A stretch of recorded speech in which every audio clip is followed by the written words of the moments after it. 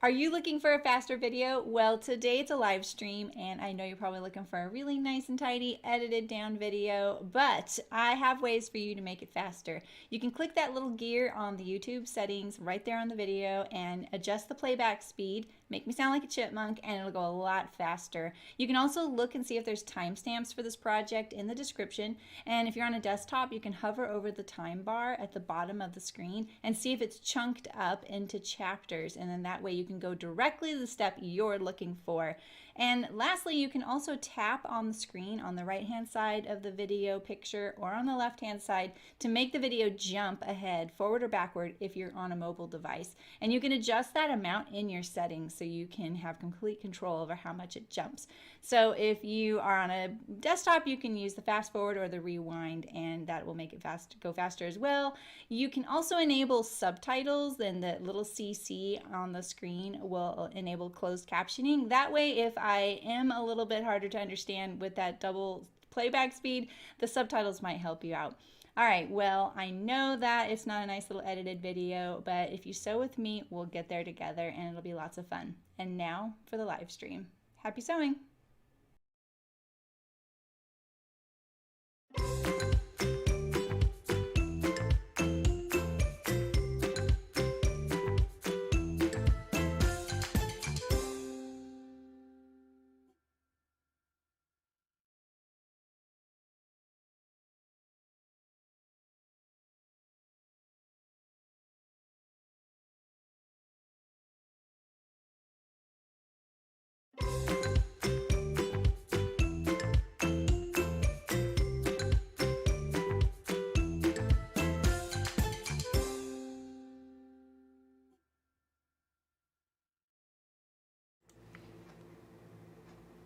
I forgot to update the thumbnail.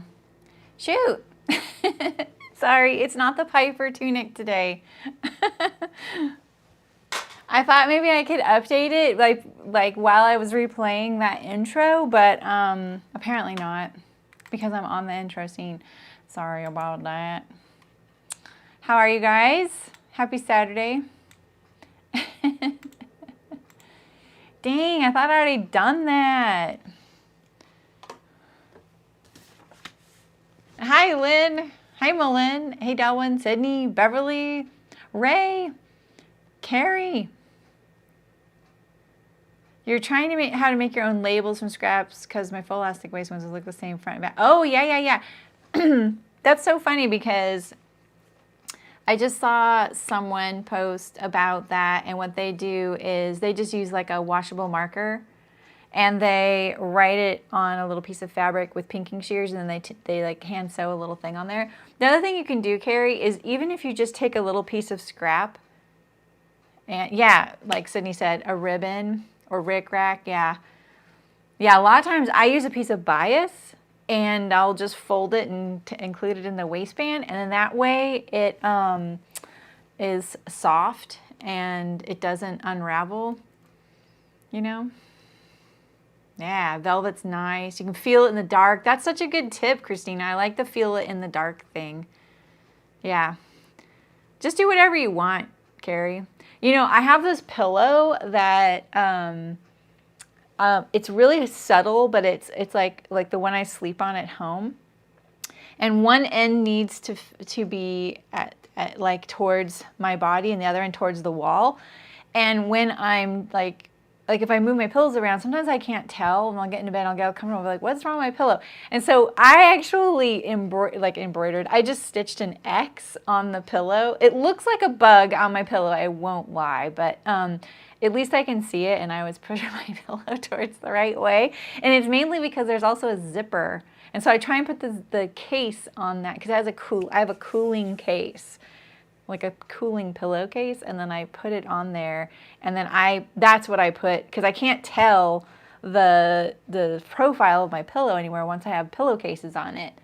And so with the cooling one, that's the one that has to go against my skin. It's kind of thick too. I stitched this little X on there. It looks like a spider, but yeah. Yeah, exactly, Gary. Just do whatever works. Hi, Angela. How's it going? Finally under 100 degrees. I thought you said finally 100 degrees. Yeah, rain would be nice. It's definitely cooler here. Cool, Carrie. Congratulations. You've been working hard on those. So I thought I would normally probably wait till the end of the stream today, but I thought we could just ease into the stream today. I'm thinking about October and what I want to sew for the next couple months. So I thought I'd get any feedback. You guys probably won't say anything or give me much feedback. That's okay. You don't have to, but I have a lot of projects possible projects. One is a sponsored stream, and one is, which I might wait till, okay, I'm going to be gone for one weekend in November, and November's always starts that time of year where I could be like not streaming as much because of the holidays, but now that my daughter doesn't live nearby, you know, it changes it a little bit. So in October, I'm definitely making the Ryan Raglan, which is a men's shirt, men's like knit shirt by 5 out of 4 patterns. That'll actually be a perfect stream because I can cut in one day and sew in one day, so that's great. Here's the other possible garments I have. I have the Strathcona Henley, another men's shirt. And that's by Thread Theory Designs. That's from Hearts Fabric. They sent that project to us. I have the Itch to Stitch cargo pants, the Cashmerette Linux. I need to make 3 Fairfield shirts, which are men's button downs. I've made those a few times on stream, so I don't really feel like I have to stream that. But at the same time, it would be nice to have maybe a week of streaming or a couple where we just sew and hang out together. And of course I can go over whatever I'm sewing. You know, I don't mind explaining how I'm doing the placket or the collar, but I do have videos for that shirt. So, you know, I don't know if that's boring to you guys. The Mercer top. I also have these other 2 projects, but the fabrics won't work on camera because they're from my Fabric Godmother box. It's kind of a bummer. I'm giving that box one more shot. I love the fabric I'm getting in it, but it's so far they don't work on camera. Well, the gingham hasn't worked on camera, and then haven't I gotten 3? I've only gotten 2, right? I don't think that floral is too. I think it's too dark. I think that's what I was thinking. So, oh, that's awesome, Carrie. You fixed it. Hi, Aisha. How's it going? All right, so this is what I'm thinking. I'm thinking, oh, and also I have a new pattern called the Cocoon Project Bag that I'm going to do. So let's see. So the Ryan Raglan and this is the thing, you guys. I'm really sorry. I've processed things verbally. I could sit here and plan on paper, but as soon as I start talking it out, it all becomes clear and I don't need any feedback at all. But I appreciate the feedback. Like, I want you to tell me what you guys want or don't want. But at the same time, you're probably like, well, shoot, what feedback did you want? You just figured it all out. So no, I really do want your feedback. This is what I'm thinking. I'm going to do the Cocoon the first week. And remember, we still have our Blazer sew along every Saturday. So I'm kind of trying not to pick big projects that could be a better 2-part sew. You know, so because I only have like 1 day to cut, 1 day to sew. So I'm thinking I'm going to do the Cocoon the first week. The second week is open. And then I think the Ryan Raglan would be the 3rd week. October isn't gigantic like September, right? September was kind of gigantic. 1, 2, 3. There's 4 streaming weeks.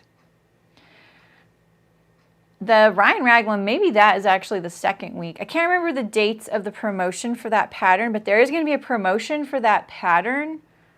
Maybe I should stream it like 2 weeks after the promotion so that gives folks time to get the pattern and materials. That seems kind of more smart, doesn't it? Don't you hate it when there's like this promotion and then like pattern companies will be like, hey, we have the new pattern and we're doing a big old sew along starting next week, and everyone's like, wait, I haven't even gotten my pattern in the mail. You know, I think that because there's certain times like in the non-sewing world, like things I'm learning, I'm like, wait, I don't have, I'm not ready. So yeah, so next week, yeah, so the end of next week is actually October. Heck. So let's see, I'm going to do the cocoon, the 6th and 7th. Yeah. So, you know, let's do the Ryan Raglan Logan Shacket by Stylark. I don't have that pattern. Sydney was going to get the Shacket, right? Let's look that up.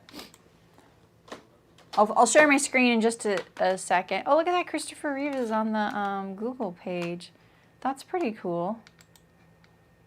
Logan Shacket. I really hate that word, Malin. I don't know if it's as weird to you if English is your second language, but as English being my second language, the word shacket it's almost triggering. I do not like it. Okay, here we go. This is what it looks like. Whoops. I want this to be bigger. Oh, yeah, yeah. They still having their sale? Of course they aren't. I just missed it, didn't I?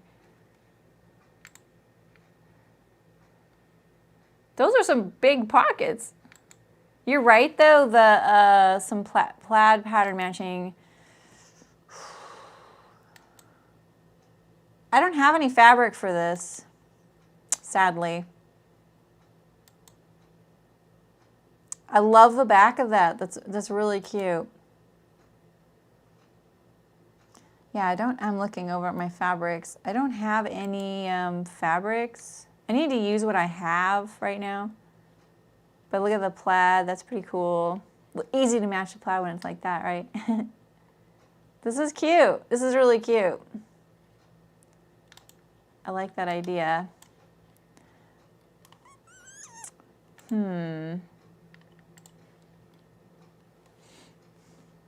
I was thinking about doing the Fairfield as a plaid matching. Oh, it's on until tomorrow? Right, really, Sydney? Patterns for Pirates and Hey June. Why are they saying shacket? Ugh! What's that supposed to mean? Okay, I'm just going to say it. Like, that term is in the hand knitting world. But it's usually a combination between a shawl and a jacket. I don't know what it means in sewing. It's either a jacket or an overshirt. Yeah. Past tense of a bad word. Okay, wait, I missed a few things.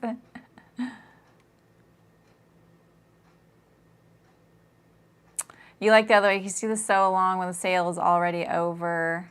Oh, Christina, that's a good point. Well, I'm pretty communicative. Like, I'll let people know, hey, I'm going to be sewing this, and this pattern's on special right now. You guys should pick it up. Like, I usually do that for the, I'm on the Love Notions newsletter list, and on Fridays they have a $5 pattern. And I know this is kind of obscure, but what I do usually is I screenshot it and put it in my stories. So if you ever check my stories on a Friday to say, hey, did so-so pick up that pattern? Is she gonna stream that? I try and tell people, hey, I'm getting this. So Sydney, right? It's a shirt and a jacket. Yeah, I'm sorry. I'm not buying it. We can do better. You're not gonna wear that as a shirt. Period. Just because it has shirt-like features doesn't make it, I'm not saying that word. It's like floor poof. That one really bugged me too. Okay, it's a coat, exactly. Let me look at it a little more. I love the fabric they used. That's really nice. It's a jacket. It's an overshirt. Like, the term overshirt has existed for a really long time. Ugh. Anyway. Who knew I could be so opinionated? Yeah, you guys all did, didn't you? $2 million later. Okay, so what about, okay, Malin, I'm gonna appeal to the plaid, you know, like the matching plaid thing. A snoot is something out of Dr. Seuss, but come on. Yes, shalanket. That's another hand knitting thing. Shawl or blanket. Yeah. We can do better. Okay, so I'll appeal. I'll satisfy Malin's plaid matching thing with. Don't be sorry you suggested it. It's a very cute silhouette. I like it. I saw Sydney was interested in one of those in that Style Arc post in the Facebook group, and when she said that, I was like, I'm just not gonna say anything. I'm not gonna. No one needs my negative comment about how I feel about that word, but you bring it up here, I'm gonna say something. So it's an overshirt. Okay. Maybe we should sew the Auburn. That's what you're really here for. All right, so I'm definitely going to do the cocoon the first week. And then the Ryan Raglan, I hear what Christina's saying, like, it's nice to know you can go back to it. But for me, I really like it when people are here alive as well. Puffy Merchant Mills Jacquard too. I love that stuff. It's really cool. Did you guys see Blackbird Fabrics has all this, my nose is so itchy, merino jersey, wool merino jersey in 11 colors. Oh, you guys. That, and they have new yarn dyed. I'm like, can you just stop it? I love their fabrics. I think they do a really good job picking stuff out. I'm really glad they're in Canada, but at the same time, I really wish they were closer. Okay, so November. I think then maybe I could do this Mercer top in here somewhere. And then I'm going to do the Fairfield with plaid. It's a big plaid too. It's going to definitely be, it has to be matched. So November, I think we should do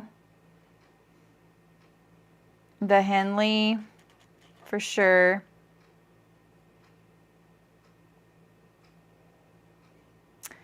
I need to do I got two fabrics. Okay, so one of them, this Fairfield plaid is my Minerva.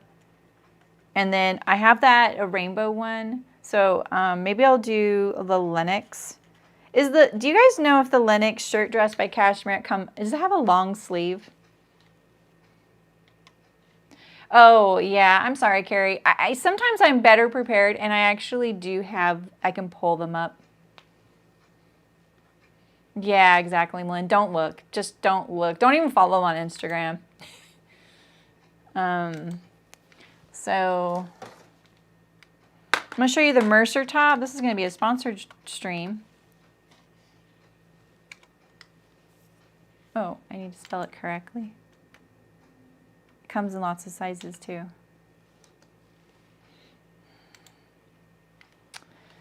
It's from Sewing in the City. This is definitely probably, it's really cute. It's not a silhouette I would ever pick, so I'm really glad we're making it because there's probably some folks that would like this, you know what I mean? I like it. I'm pretty straight across on my shoulders, so anything that accentuates it makes it look like I'm about to take off and fly away. So I'm kind of eager to see how this will look. We'll just look at all the pictures. So it has the, where's the, here we go. So that looked like a jumpsuit, but it's actually 2 pieces. So the Mercer top here by Sewing in the City. It's got that strong 80s vibe. Look at that. This one's quilted. I like that. I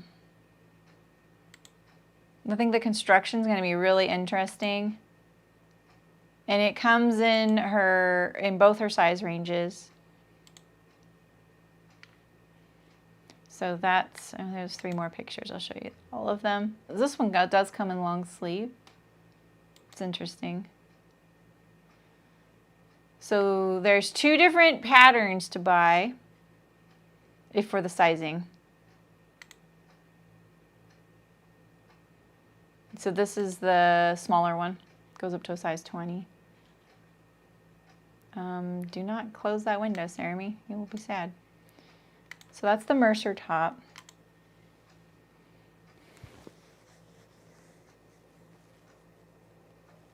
Oh, really, Christina? That's what I went to look for, actually. Lennox. Is that 2 in? And Lennox by... I think it's 2 ends. No, it's not. So this one is the Lennox shirt dress. I've had this in my queue for a really long time. I'm a sucker for shirt dresses. I love them so much.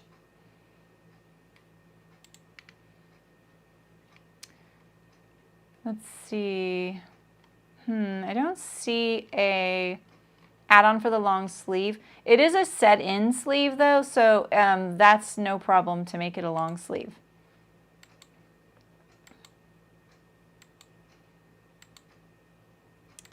And then I have that fabric.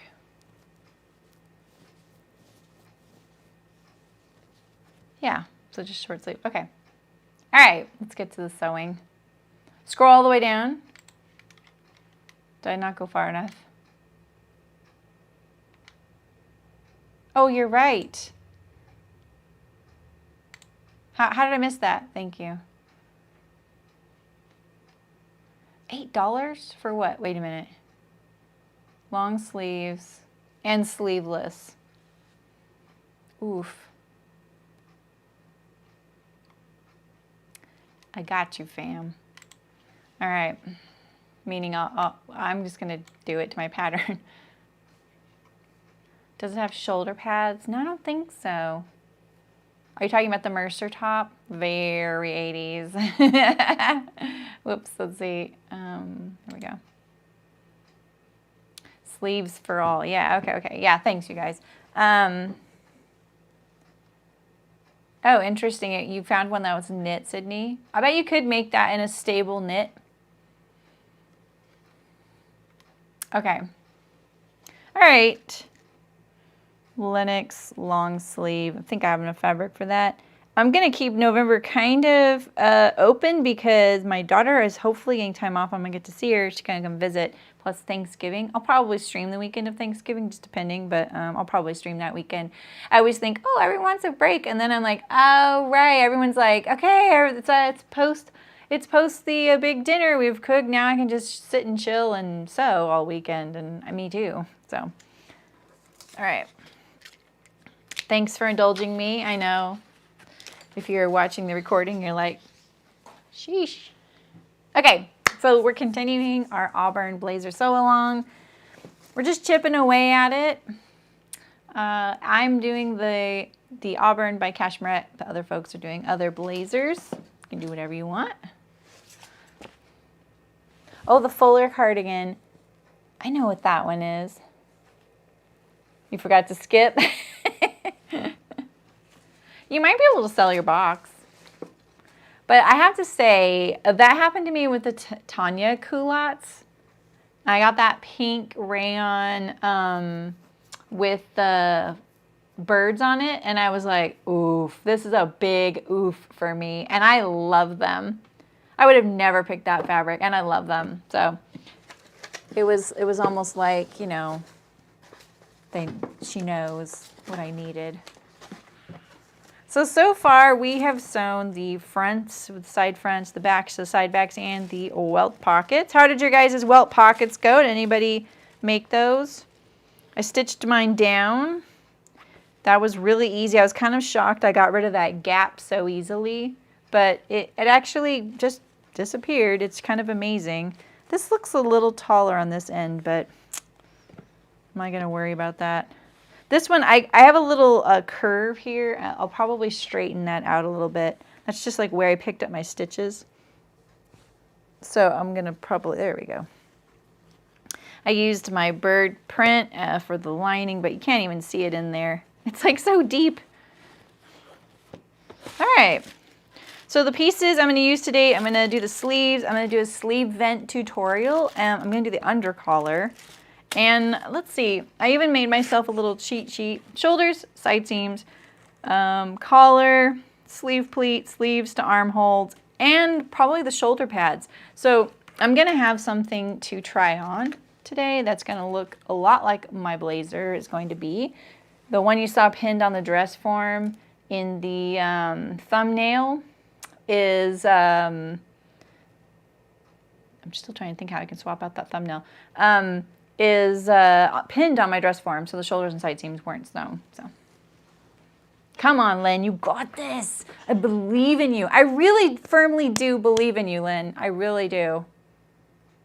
Just practice a couple. Just practice a couple.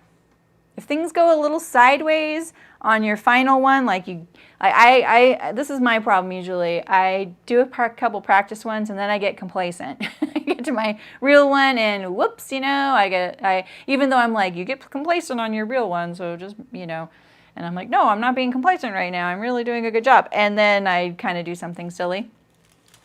So yeah, I think that you got this. I really do think you got this. Practice a couple. And just keep telling yourself, okay, what do I do? What am I going to do if this goes bad? And kind of give yourself that backup plan. Like, okay, if that goes bad, or if I really can't do this, I'll just hand stitch that little bit. Or we're going to iron this as we go, so we know exactly what's happening and what I'm affecting. Just kind of self-soothe, as I like to say. Okay. So first, we're going to sew our shoulders and side seams together. My machine is on, right? Yeah. It's probably getting time for me to maybe, you know, touch this thing with the iron a little bit. Oh, okay. Oh, well, that's not good if you're missing something in the direction. I really need to sew some of their patterns. I've heard that so often with them that the instructions are a little bit sparse or something, or incomplete. But someone explained it to me that they are like the big four pattern company of Oceania. They can't communicate with the pattern because of, what?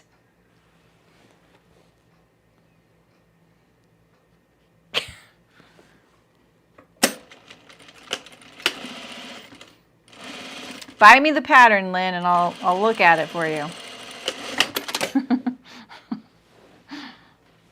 You can communicate with me. I don't even know you. What? I'm sorry, but yeah. Anyway.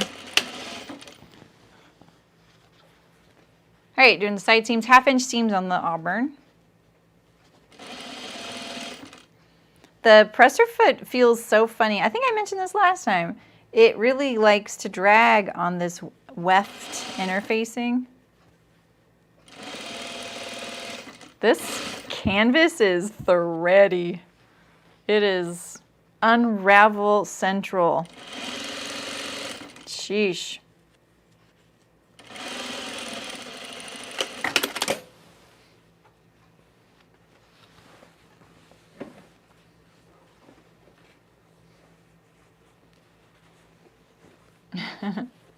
It is like a lot like the one we did. Okay. What kinds of pattern pieces do you get for your welt? Is it like the similar kind of thing in construction? We're going to set in our sleeves. We're not taking any shortcuts here. So I'm not sure what this pin is here for. What do we think this pin's here for? Oh well. It's gone now. So yeah, we are sewing our shoulders and side seams. This is interesting. I just sewed the other side seam. Look at it, I'm getting this little buckle in there. I'm going to start from this side and go up now. I think it's because of the weft on the other side. Yeah, that's crazy. I don't even need to ease it now. It's just like going in there. It's always a strategy if you're having some trouble. You're like, wait, that seam went together perfectly. Flip it over. Your feed dogs do a bit to ease things in sometimes. All right. Look at that. Oh, yeah. I have to try it on. Oh, it feels so good.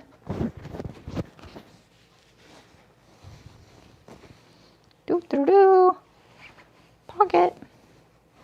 Very, very small pocket. All right, so we're gonna do our under collar and our, we're gonna first stay stitch this neckline. And I'm not quite sure where the stay stitching ends. It does end, there's a circle. So I'm gonna kind of just put it in here, guessing where it ends. I'm going to put it in at 3/8 of an inch. It sounds like the seam allowance might be a little bit smaller for the neckline because I read through. I need to press some stuff too. I really need to start pressing things. This is so easy to sew that I'm not having to press things. You know? The well is folded and sewn before going on. Okay. If you send me a picture of the pattern pieces, or just post it in the Facebook group, like just kind of take a picture of what the pattern pieces look like, and then a screenshot of the instructions. How do they not know something's been missing from this pattern, though? Like, are you the first to email them? You know? All right, so we have our under collar here. I left this pattern piece with it because it does have these circles. And this circle here goes to the circle that's on the neckline.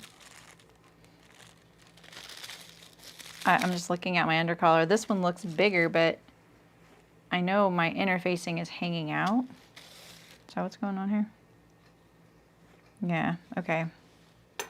That's just interfacing that hung off the edge. Let's get rid of it.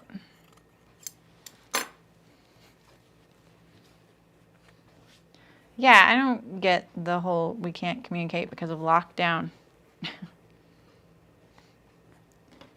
There must be more to that than they meant to say, you know.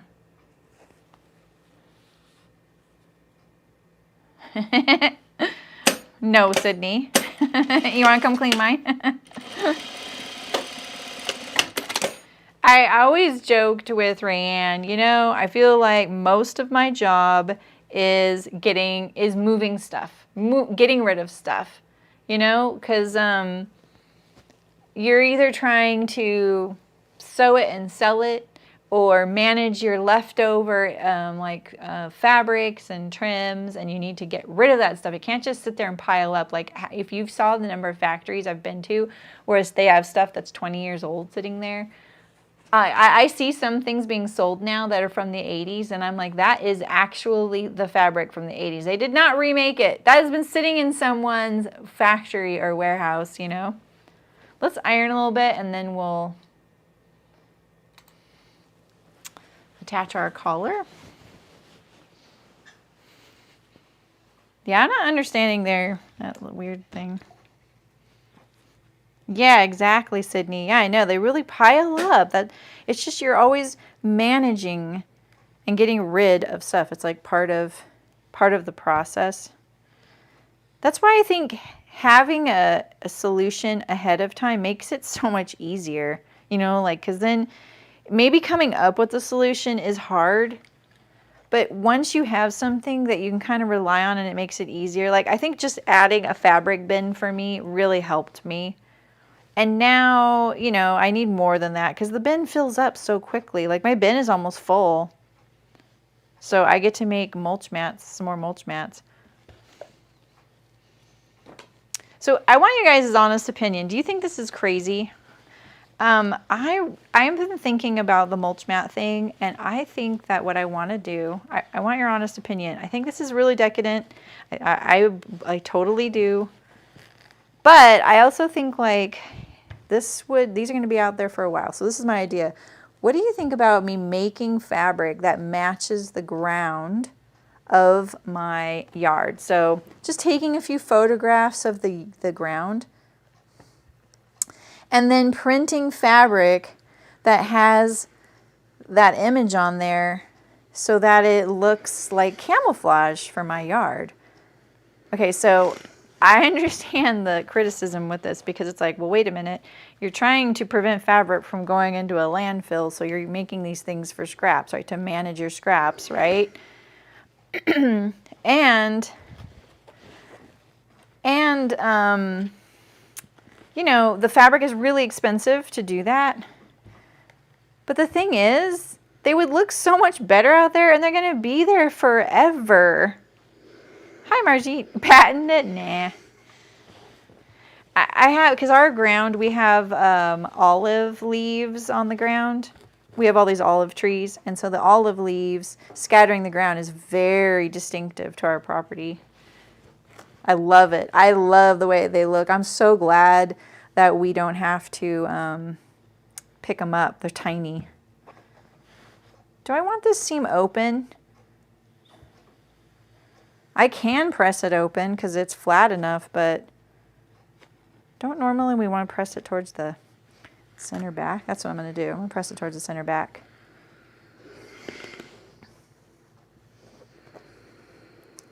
Yeah, right, Sydney? Yeah, I mean, I don't want to spend like all my time on this, but I took a couple of, when I first put those mulch blankets out there, I took a couple pictures of the ground because I kind of wanted to see what it looked like. And it was just like a quick snap. And when I saw the picture later, I was like, ooh, I love this picture. You love olives? Yeah. Sorry. Yeah, these olive trees are over 100 years old. I don't know much about raising olives, though, so...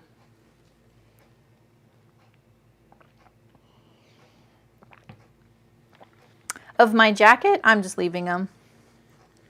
It's going to be lined. Yeah. Serging adds bulk and texture that I just don't want. The texture wouldn't show through my jacket, but the bulk would add it. And it could actually eventually show that little bit of a textured ridge. Not a fan. You could, though. I mean, I think in some cases it might be really helpful to serge your edges. Some fabrics that unravel really badly and are hard to manage could totally benefit from being overlocked just for your sanity. I don't think there's anything wrong with doing that. Yeah, I think so too, Susan. I think so too.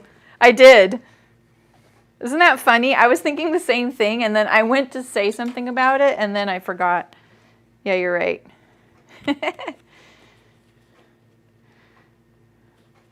I was like, oh, I did that. I do that wrong every time when I do these kinds of colors.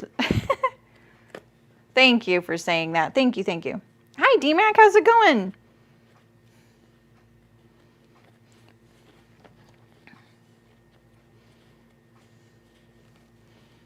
Yeah, I love the olive trees. They're, so it's really interesting because olives are kind of a big crop around here.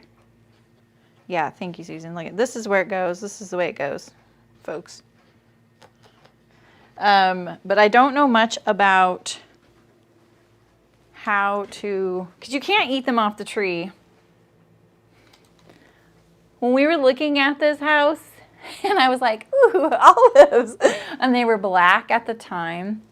They had been on the tree months past the time I should have picked it. They should have been picked. I put it in my mouth, and I've said this before to you guys, it ruined my mouth for the rest of the day. I was like, oh, okay, why did I do that? Why do I just put anything into my mouth? All right, so let's re-sew this back seam of the under collar.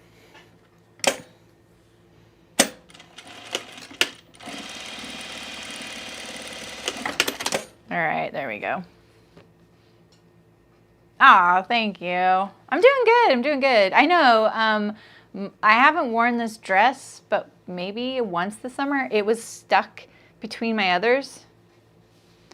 And I forgot. And my husband was like, ooh, you're looking good, Mrs. Duffy. I was like, oh, I love it when you call me that. This fabric, I don't know if you can see it. Maybe I can, here, I'll do full screen. This is that fabric, you guys, that has the, where is it? Okay, look right here. Do you see her? Do you see that face? Wait, I have to turn this way. And she's holding clippers. This is that Ghastly's fabric. It's really subtle. Is there another one somewhere? Very subtle. I didn't even know it was there until the gal was cutting it at the table, and I was like, wait. Oh, because she said something like, these faces crack me up, and I was like, uh-huh. And then I was like, wait, what faces? Yeah, you have to brine olives. No, you cannot eat them off the tree. All right. I didn't wash my hair today, so it's feeling funky. All right, we're back on track here. But I wanted to look at the notches here, because I don't think I have them notched. Oh, I do. As soon as I started to notch it, I could feel that it had already been notched. No, it's not notched. It's not notched.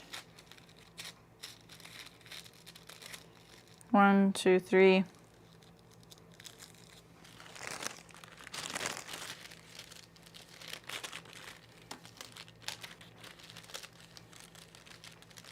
I have seen that. I don't remember that happening in that movie. So subtle. Har, har. Yeah, no, that movie actually made me want to read the audiobook, and this is no disrespect at all to accents or the author, but the author reads the book and it is a completely different vibe. And so I didn't end up listening to the book. I haven't read the book. It just was like, oh wait, this isn't what I was expecting. I really just wanted to live in Tuscany for a little bit longer, you know? I wanted to look at something. I know I need to trim these seam allowances. Normally I like to sew, you know me, I like to sew collars and things like that, usually at 1/4 inch. Not something like this though. The blazer, the fabric's too heavyweight for a 1/4 inch seam. It would end up never really laying very flat. So doing the 3/8 is great. But I was wondering, I know they say to trim the seam allowance in half and press the seam open. Yeah.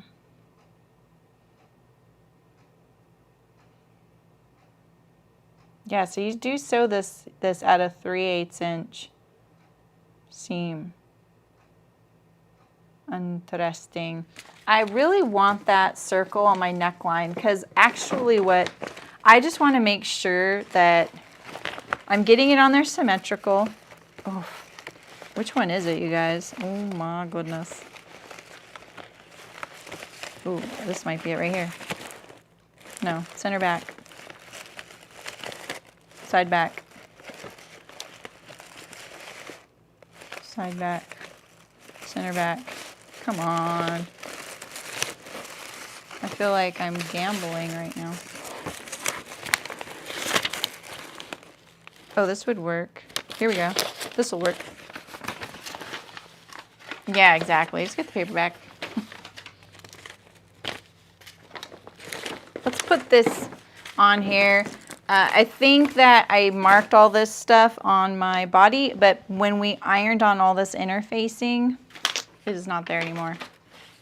So here, this is what I'm looking for.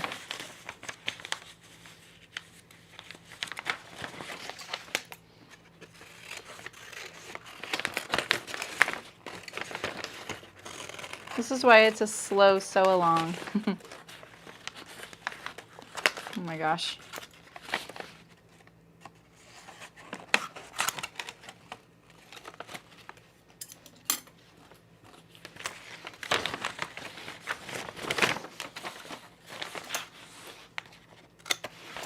There we go. Now we're back on track.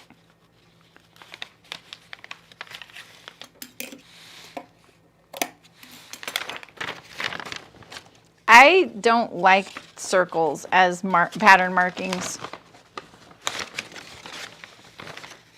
It's just because I haven't sewn home patterns as much as I've sewn commercial.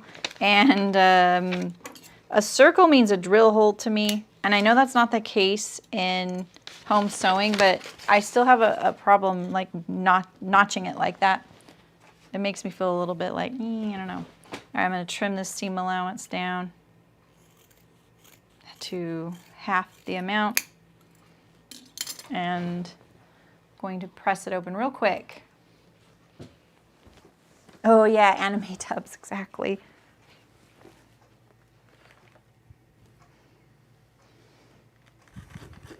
All right. Let's press it from the, thank goodness Susan saved me from catastrophe there. Although it hit me, I was like, this is not right. And then I just kind of, do you ever do that? Like you just kind of start thinking and talking about something else. And then you forget there was something I needed to deal with. All right, now we have a starting point.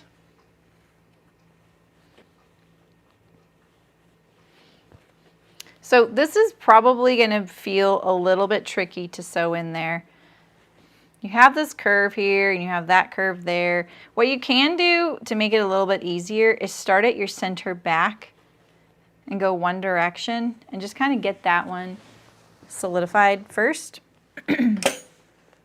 Remember on this one, it's a 3/8 inch seam. So I need to make sure I'm enclosing that stay stitch. I may need to go back and kind of make sure I get it. So I have this little notch and that's going to the shoulder there. So the other thing I try and do with things like this, let me get comfy, is I don't really pin these things unless I'm having a lot of trouble, but I also like to keep the two layers separate. This way I can kind of pivot one, or just doing this, like this with the fabric, sometimes makes it lay better and kind of, it straightens it out a little bit. Once you get to clip this neckline, it'll be a lot flatter. So if you're feeling like, dang, this is kind of taut and I'm getting some buckling or tucks, don't worry, the clipping is going to help that. So look, this is where we need to end up. And I'm just lifting it up there. I had someone request that I change my camera angle. I really can't change my camera angle. It has to be overhead, but I can bring it down lower.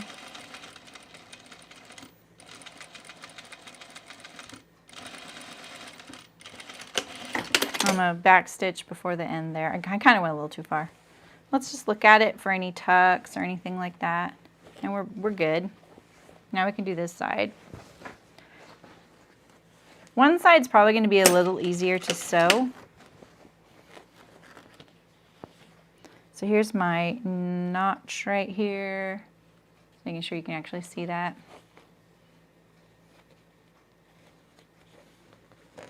See, look, the other, it would be a little easier probably to sew this from the other side, but we'll try and do it from the side because the feed dogs kind of naturally ease things in for you. Let's see, our shoulder seam, and there's the notch. Let's pin it just to make sure we don't let any shifting right here.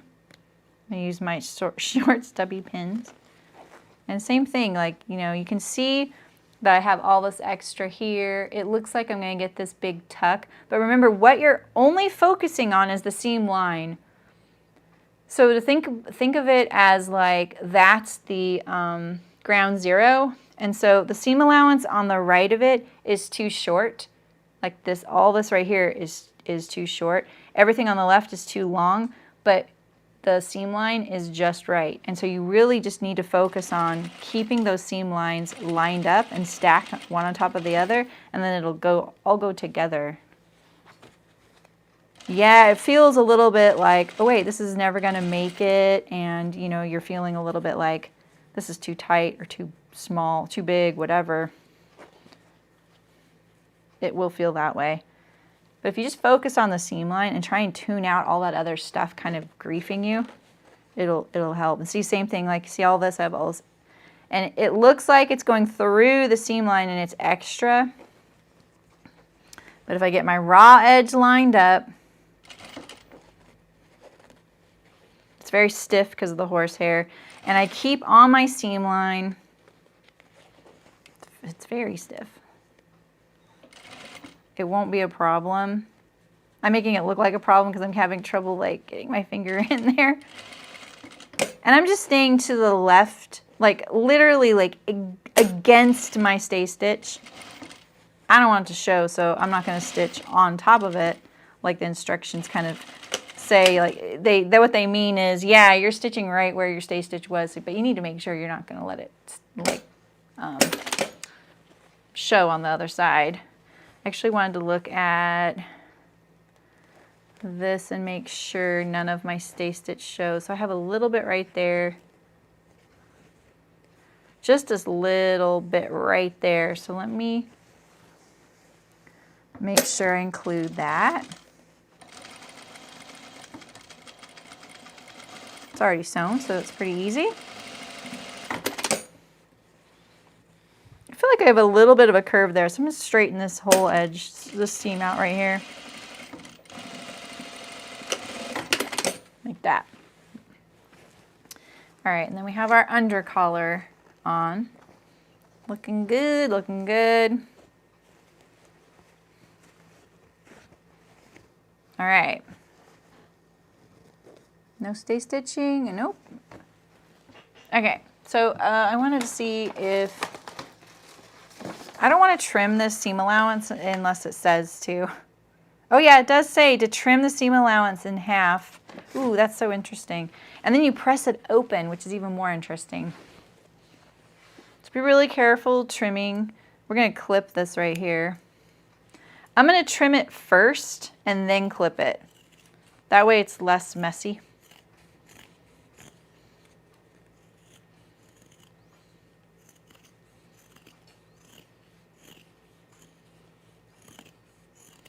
Oh, if there's anyone here for Fourth Saturday patrons, today's the day.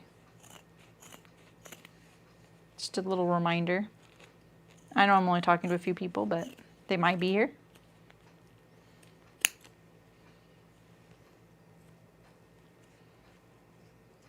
Okay. Now I'm going to clip it. I have this thread right here. It's bugging me. There we go. And you too. You don't get to live there. All right, let's clip this. I'll do it from this side. I think you can see this side better. Look at how thready this fabric is.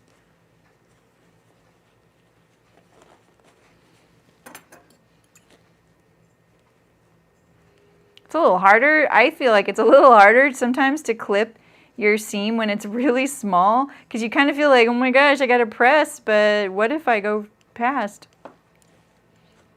I'm gonna go back here.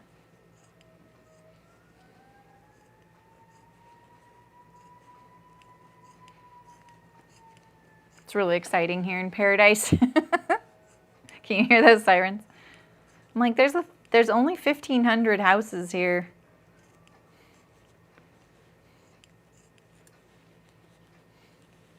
But I hear sirens enough.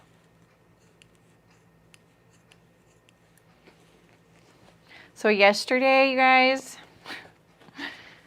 Michael said, oh, I'm going to take the afternoon off. He's also, do you want to have lunch? And I was like, yeah, that sounds great. Like up at my office. He's like, yeah. Well, I ended up working at my computer at home for a little while in the morning. And let me iron this. And so we ended up, like didn't end up going to work until lunchtime. So I just was like, oh, we'll just go up. He's like, yeah, and how about I'll drive you to work and then I'll pick you up later. I was like, really? Okay. Oh, you guys. So we go to this burger place and we order, we eat. Well, we brought the food back to my office. And then as my husband's driving away, I can't find my glasses, like the ones I'm wearing right now. And I was like, I can't find my glasses. He was like, you know, and then you do the whole thing of, did you look here? Did you look there? So I'm looking everywhere. I'm looking at this picnic table we ate outside, you know, and it was covered in spider webs. So I was like looking there. He came back and then he drove around the parking lot at the place. I called them and they were like, oh, I'm going to send the girl out. So they looked in the parking lot, looked everywhere. We walked and looked at all of the little shops that are coming back into this little strip plaza mall thingy. Tiny town, you guys, tiny town. So it's kind of exciting when you see something new going in, right? And then I was like, yeah, I can't even work. I need something. And so he's like, that is so weird. I'm like, yeah, I guess they're gone, right? So I go home to get a backup pair. And I was like, this is great. Now I can give the dogs my leftover French fries, right? They're happy to see me. I go upstairs to brush my teeth, and there's my glasses. They're sitting in the bathroom. So now I'm like, oh my gosh, how is this even possible? I had my glasses when I ordered food. I had them when I was like walking around. Like, what the heck? And then I realized I had been wearing my sunglasses, which I never wear out of my car because they're goofy, because they're blue. They're not goofy. They're just, I feel kind of goofy in them. And because they're kind of a really light prescription, I can actually see good enough getting around and stuff that I just assumed I had had my regular glasses on. You know, my poor husband has he takes an afternoon off, and then I'm like, can you spend all of it helping me search all of Paradise and talk to every person that lives here about my glasses? Oh yeah, we checked that. We checked the past. We checked everywhere. They obviously weren't gonna be there, but we checked the trash can. Checked the trash can in my car because things fall in there all the time because it's just like a little cloth bag. And the ground, everywhere. I looked everywhere. Yeah, they were in the bathroom, just sitting there, cutely waiting for me. I'm like, yeah, real cute. I need more water in this. There's none in here. Yeah, your keys in a pocket. Oh gosh, yeah. I did that too. I was like checking all my pockets. And so my husband was like working on something on the deck. So I walked out. I was wearing my glasses because I just found them.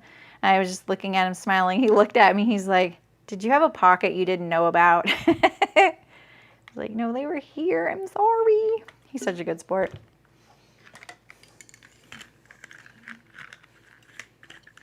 All right, still water. I'm just gonna iron this one more time.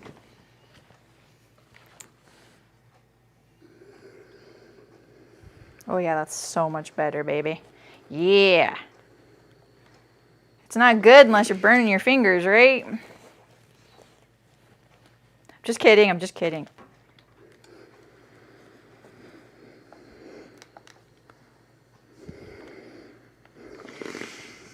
Oh gosh, this wool mat was hot just now. This stuff is so thready. Especially right here. That thickness of that center back seam. All right. Looking good.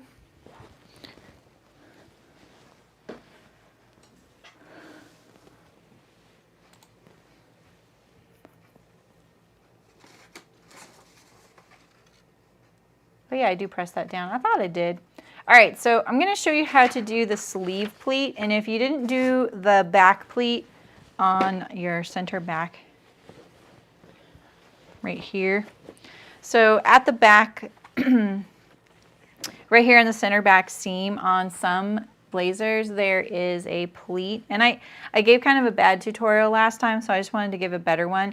So the one I'm going to do on the sleeve is identical to the one I would do on the center back here.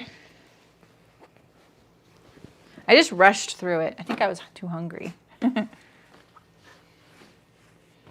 right, so we have main sleeve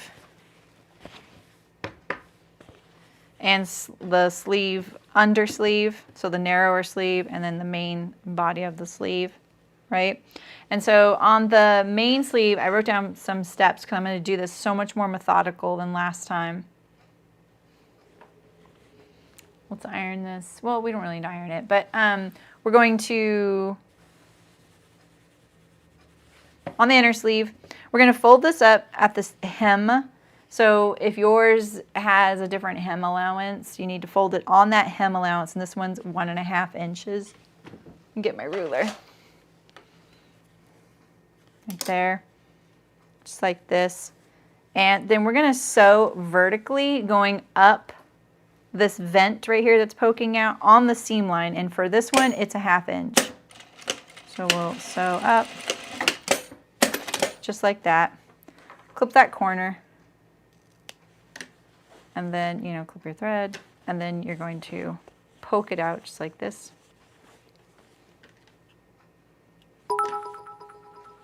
Aw, Ray, thank you. That's nice of you, thank you.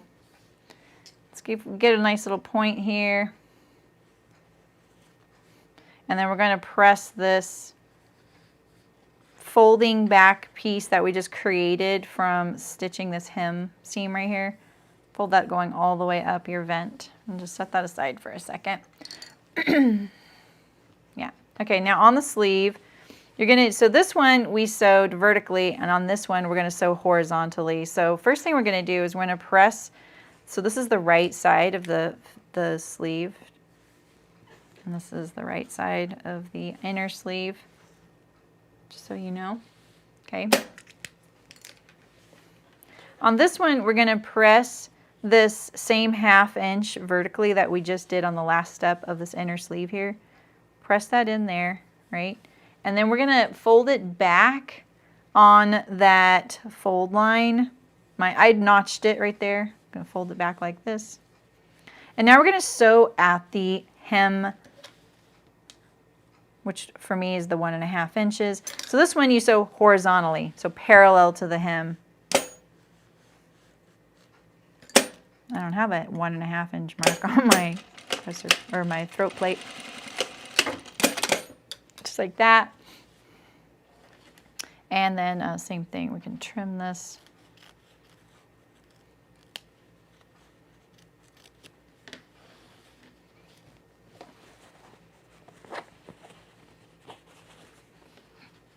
All right, so let's go iron this.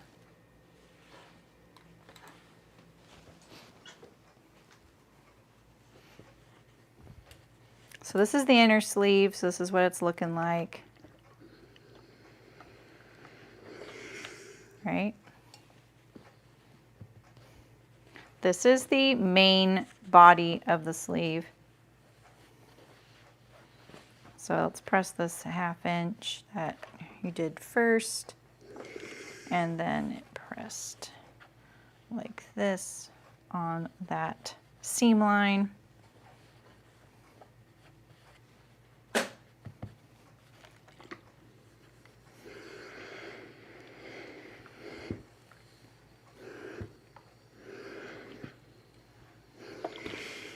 Okay, now we're going to assemble it.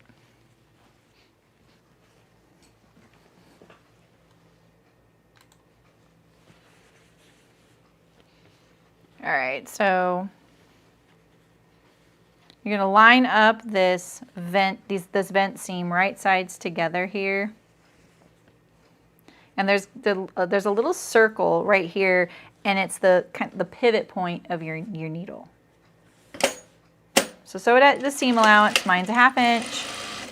Go to that pivot point. These should line up better than mine are right here, so let's just split the difference a little bit. And you're gonna line these up. Just maintain that 1/2 inch seam. And you're gonna clip to that pivot point right there. All right, and then next you are going to sew across this. So you're gonna press the seam open here. And this vent gets pressed toward the main sleeve, just like this. And that little angle that we just stitched is the top of this vent here. So some of the things you're thinking about when you're sewing this is making sure that you're getting a nice seam or hem transition here. So if you need to adjust that, like see how mine's a little longer on this side, you can choose to let this one down or take this one up a little bit. And I would do that now or forever hold your peace. Like once you start getting into attaching a lining to the sleeve, you're gonna be pretty disappointed that you didn't correct it now. So just do it now so that you're not bummed later. So yeah, we're going to sew across the top here, and you might follow the instructions of your pattern. I'm pretty sure you just sew across here. Can't really remember that part. Just like that. I think you could probably find, if you have someone that has a blazer in your life, you can kind of look at this because usually this is sewn universally. So there you go. And then now you're going to sew your underarm. Open this up. Match your underarm seam.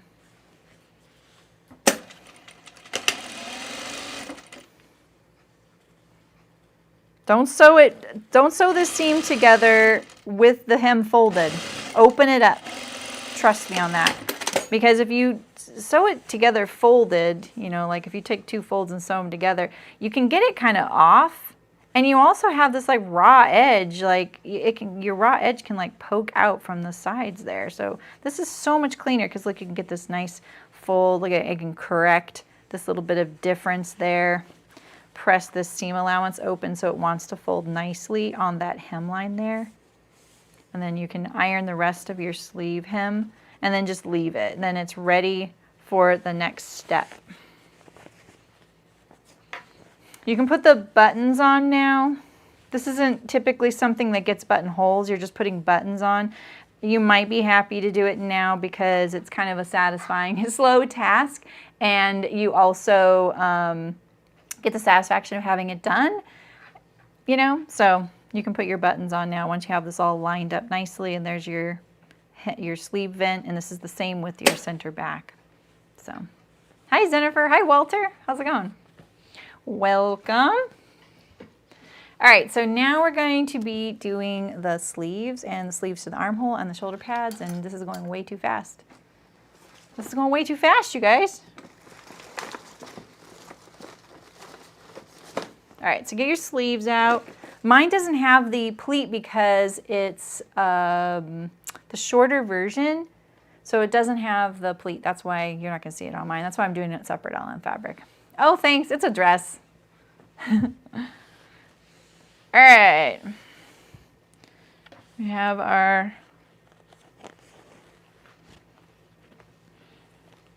I have a little, that is for the pleat, remember? So we don't need that. I just chopped mine off. Pretty sure that this one goes to this side here. Yep.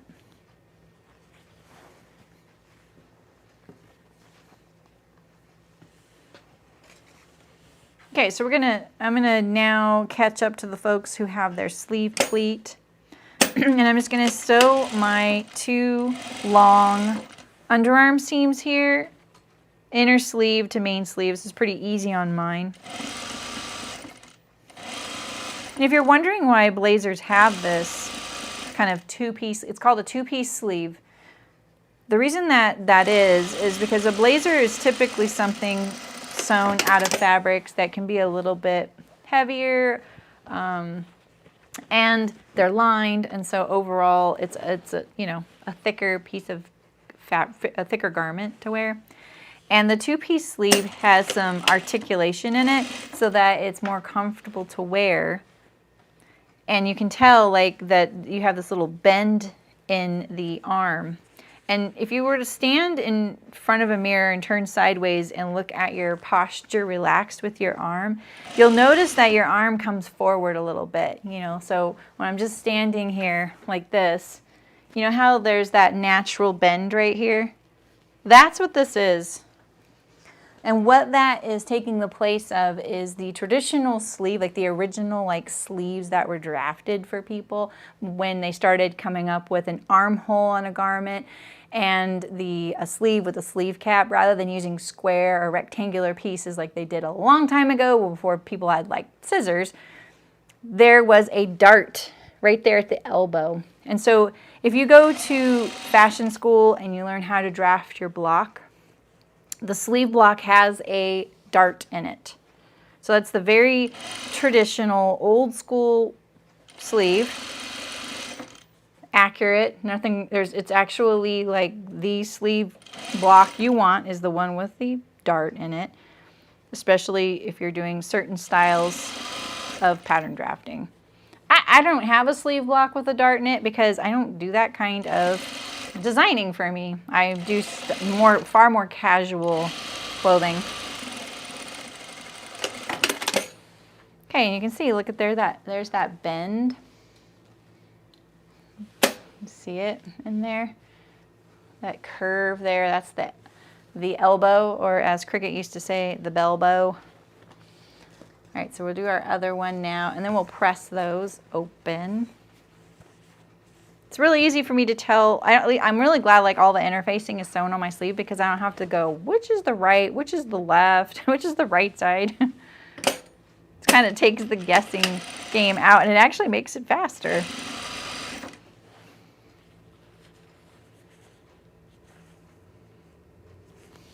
I think that the reason I explain things like that too is because I think there's folks that might want a blazer, but they're just like, I don't really need all that other stuff though, right? And you don't, but it does make it more comfortable, especially if you're going to be wearing this over a shirt that's not like a lightweight shirt. You know, you're actually wearing a full-blown shirt that could be worn on its own. So that's, you know, a little bit more fabric between having enough to tuck it in, or, you know, maybe it's not a slim fitting shirt.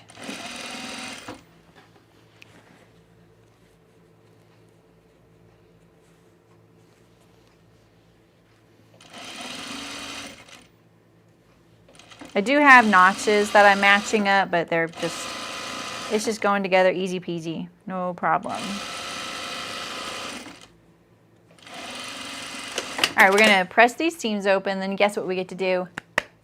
We get to set in a sleeve. You know, I like that.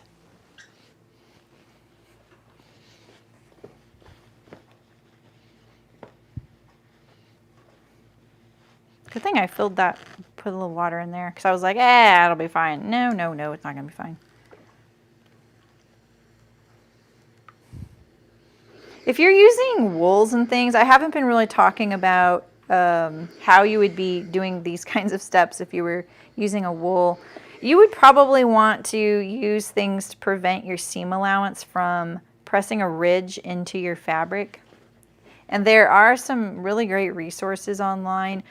I have a feeling the Cashmerette blog and other, maybe even Closet Core, since they have the Jessica blazer, they probably have some really good resources on how to treat your fabrics if you're using like wool meltons and things like that. You can't just straight up iron it. It kind of resists. You have to do a little bit more. Kind of like when I did that Cascade duffel coat. I learned a lot about how to treat wools and things like that. And this is when I learned a lot about those, what are those wood, is it a clapper? How useful those are in situations like this. Because the wood will hold the heat a little bit, which is nice. The wool felt is kind of nice for that too. Kind of holds in the steam. ugly though, isn't it? If they ever came out with like nicer looking ones of these, I would be like, yeah. I feel like a lot of people are making these now though, so maybe there would be that option. I'm going to turn this, no, I do, yeah. I'm going to turn this right side out.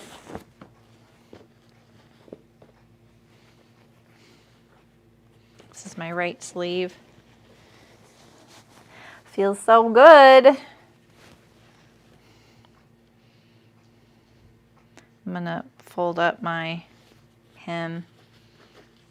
Do you think that this is, that's 1.5 wide? Really? Really? It looks like so much more. Looks like 2. It's 1 3/4.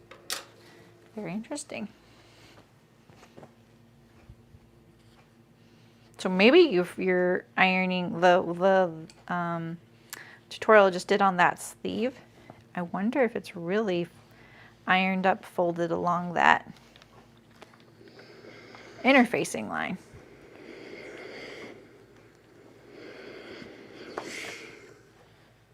Because it's the same blazer.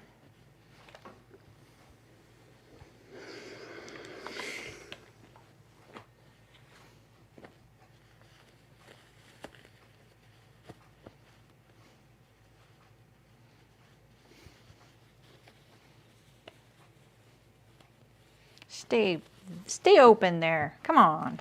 Cooperate. Right?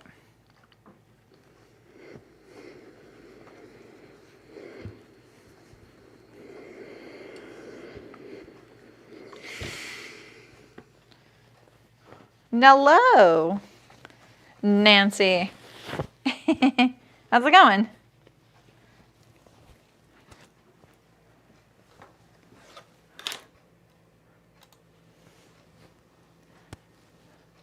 I whacked my camera at some point. You guys weren't telling me that it was crooked.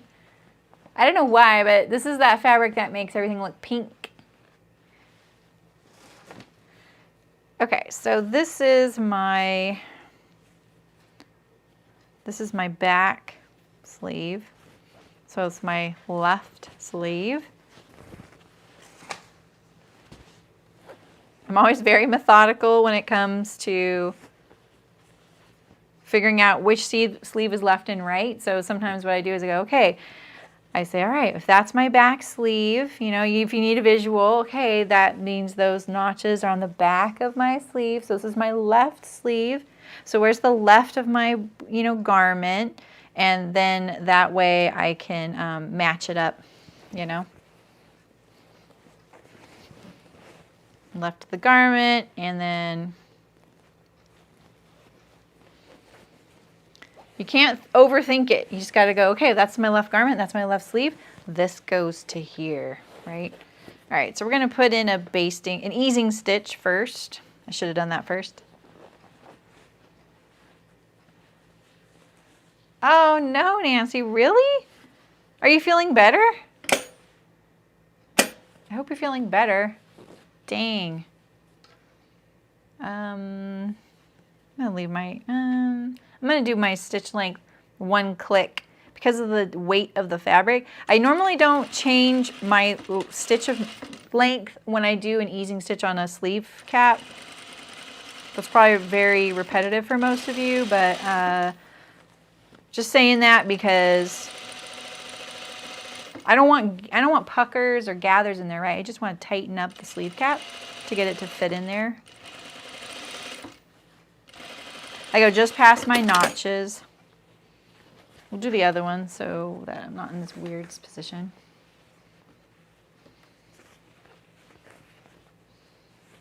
You turn the moving. I've never had a flu shot either.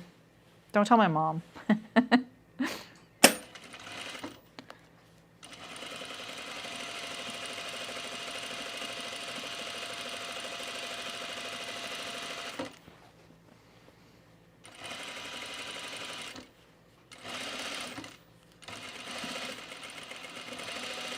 It's going to give me a little bit of trouble going through this thickness here. Put my sleeve or my stitch length back. All right, so we're just gonna pull on this, and I like to pull on the right side.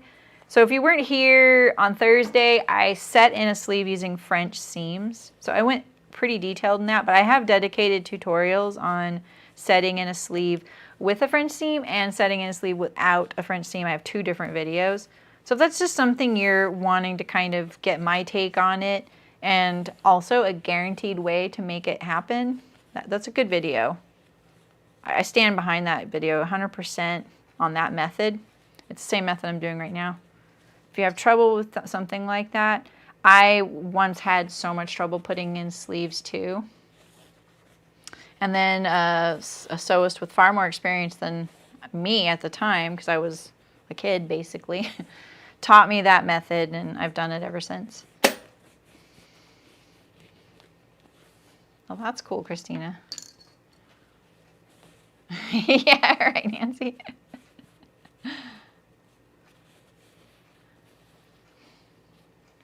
Yeah, she just means because YouTube is doing some interesting things to channels that talk about the panini. As Kelly Stamps says, she's a YouTuber that is hugely entertaining. All right, where's my notch? We all know I had one here. What the heck? Where's my notch? Did it unravel away? What the heck, man? Maybe I will just focus on my double notches. Don't have the same setup as a typical set-in sleeve where you have, you know, your underarms, one underarm seam on the sleeve to match up. Right, Nicole? Hello, Nicole. Exactly. Oh, cool, Delwyn. That's awesome.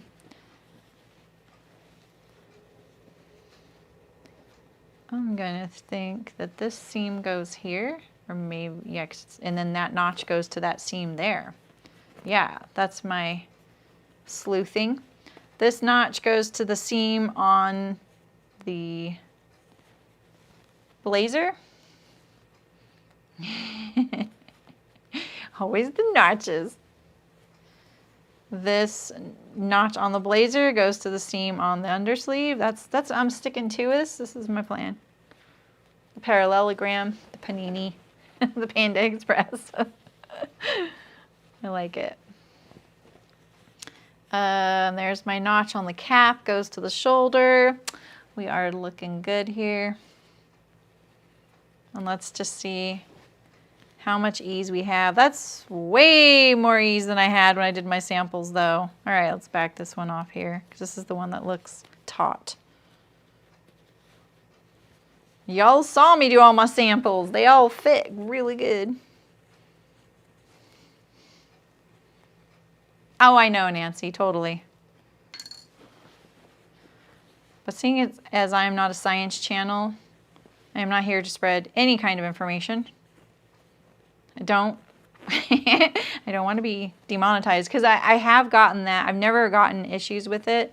I've never had copyright strikes or any of that kind of stuff.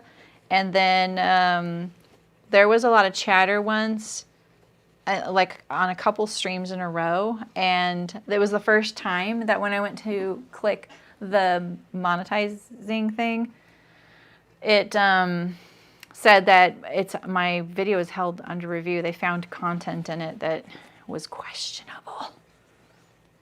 Probably me just saying this will do that too. Okay, now it's too tight. There we go. All right. So you can see that my sleeve is ruffling here. That isn't existing on that easing stitch that I just did. It's existing above and below it. I just tightened up the fabric, you know, the weave of the fabric, basically. So we're going to put this in here now. He made a couple of sunny side eggs. What do you like to put on your on your eggs, Walter? Because I have I love eggs too. I don't think, you know how like when you go to a grocery store somewhere you don't live and you're like, what? Wait, did I just put my pins on the... Where's this pin at? Oh, there it is. Never mind. You're like, wait, what are all these like condiments and seasonings and barbecue sauces. I've never seen these before because I feel like those are definitely local type of things. So the thing I grew up eating, and some of you are going to laugh because you guys all probably grew up with something similar, is I grew up with 2 different seasoning salts. One was the Lowry's seasoning salt, which I actually haven't had in forever. I wonder that, yeah. And then the other one was Jane's Crazy Mixed Up Salt. And I think that these became really out of, I don't want to say fashion, but they started realizing like these kinds of seasoning salts had so much MSG in them and so much salt. And so then they kind of dropped off, right? And I was like, oh, okay, I didn't know. You know, I was a kid. I was just eating whatever. And I loved it. I loved it on macaroni, cheese, and eggs. Well, recently, I saw the Jane's Crazy Mixed Up Salt when I was at a World Market. And I was like, oh, I'm getting that. Especially got one from my brother who is a salt addict. And it doesn't have any salt in it or MSG now, and it still tastes the same as what I remember as a kid, and I just love it. It's so good. And my husband's been using it on all kinds of things, and I'm like, oh, I love that he likes, because he doesn't like salt in general. He's not a big salt fan.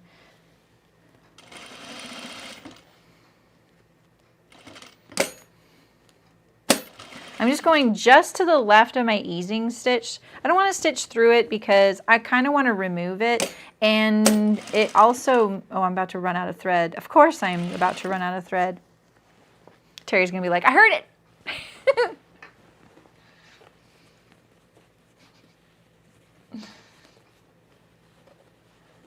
We've been having lovely shakshuka. What is that, Sydney? Is that food?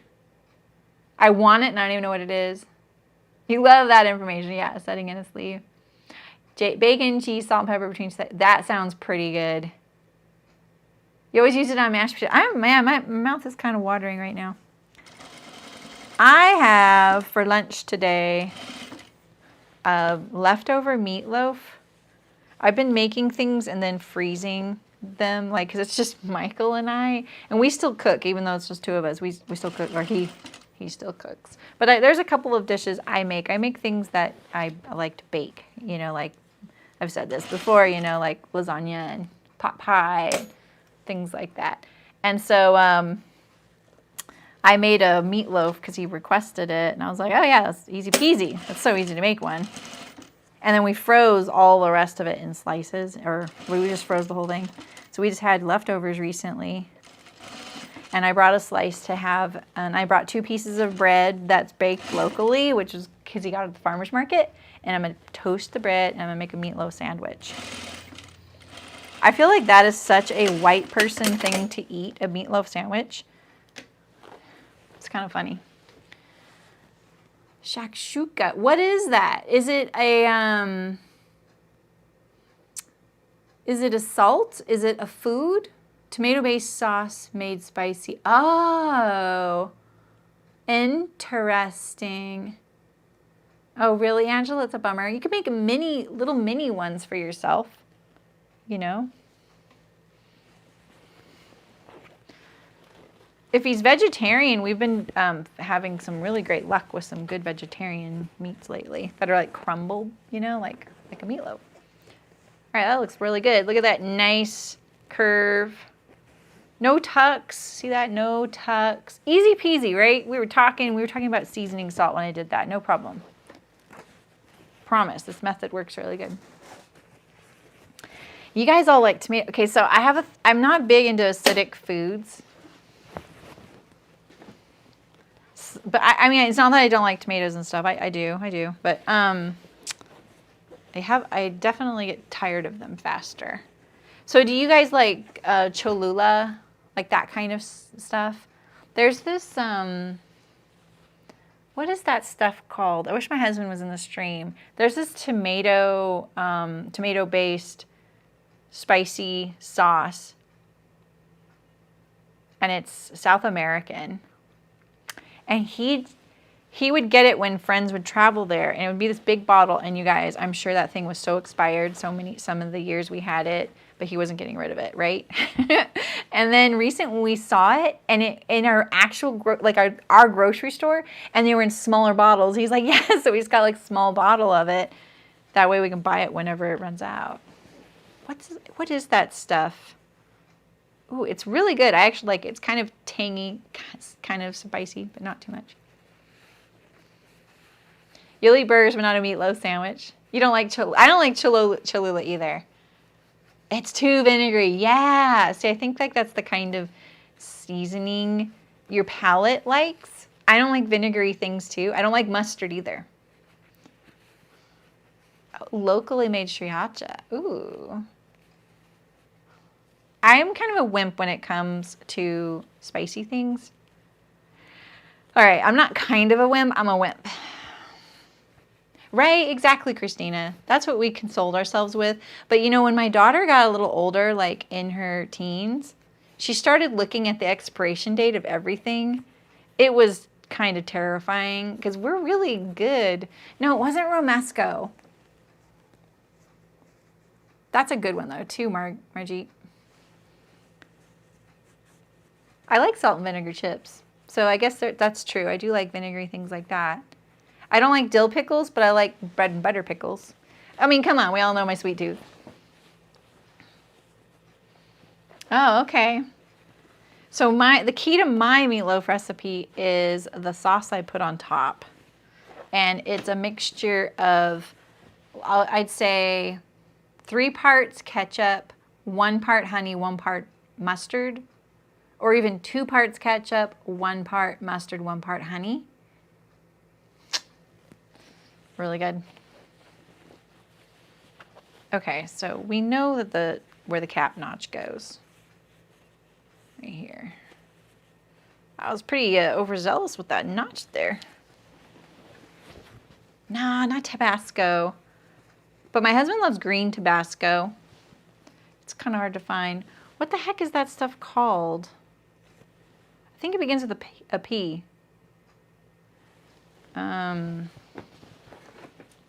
Not panini either. I know that I'm making you guys hungry. But you can go eat.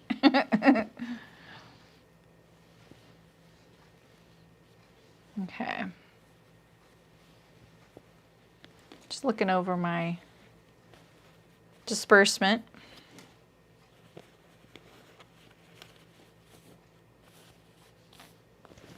I've found so many good shows to watch lately. It's so nice. I've been watching Ted Lasso. Has anyone watched that? No, not Pimento.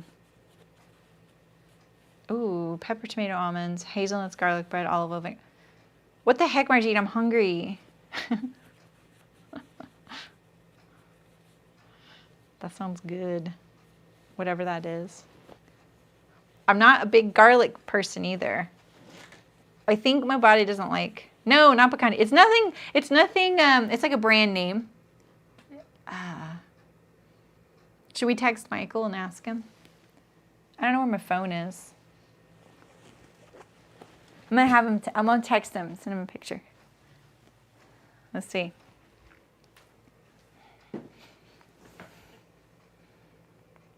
He's probably mowing the lawn.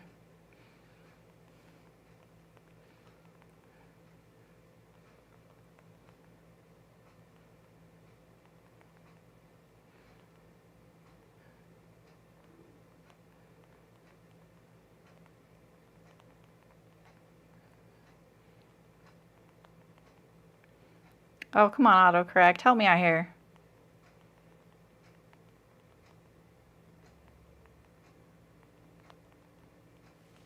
Okay, let's see. You're going for the cheeseburger taco again. I don't know about that. I've had 2 cheeseburgers this week. It was good. It was a good week. I don't really get to do that very often. Okay, so look at how much I have over here. There we go.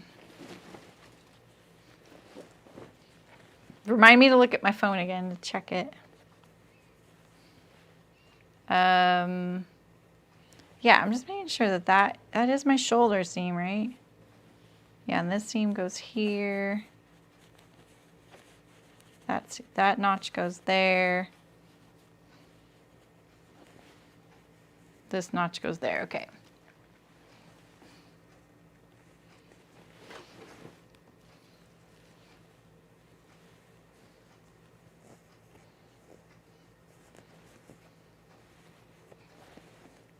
I'm kind of doing this unconventionally because I'm missing a notch. So on this one over here, which worked out by the way, the seam is just under that.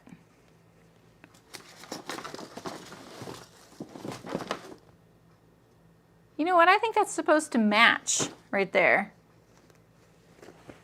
All right, well, let's get this one to match then. I'm doing my my notches based on process of deduction.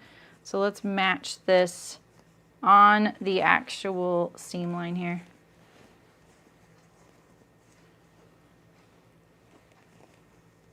Match on the seam line. I kind of want to open this seam up now. Wow, Sydney, that sounds so decadent. Ooh. Hi, Elizabeth, how's it going? Well, it started with paninis.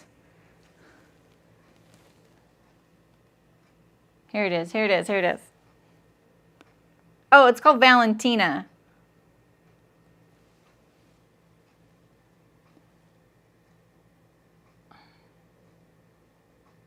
That's it.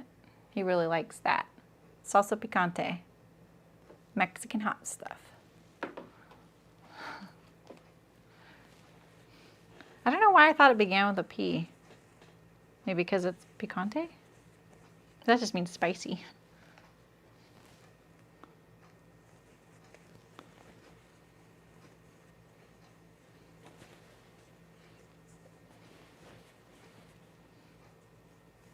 Okay.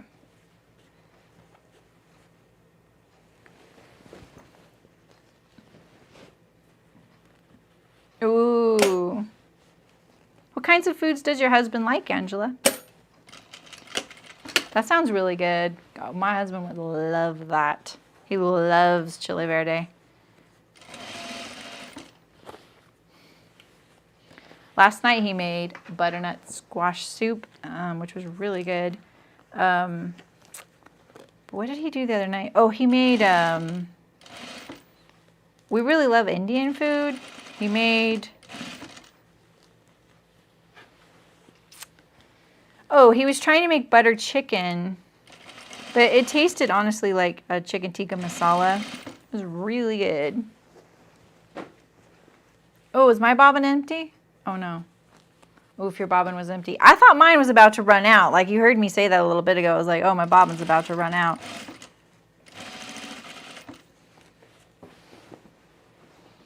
It's gone in 2 days. Yeah. Yum. Yeah, this was really good. I was so excited when I saw it. I think he was like, sheesh. But we had, you know, a cheeseburger for lunch. So I was like, oh, are we having a bowl of cereal for dinner? He's like, no. It's like, oh, you're still feeding me? Cool. So we're going to have vegetable soup, though. And I was like, oh, okay. And when that's what he put it in front of me, I was like, that's better than vegetable soup.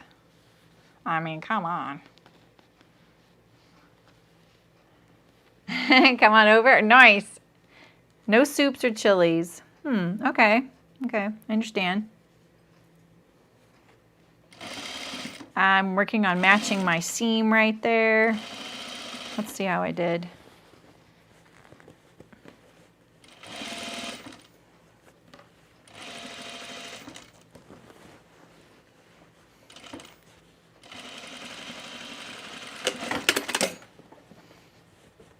There's the seam I matched. Let's see how I did before we get too excited. Oh yeah, that I couldn't ask for better, right?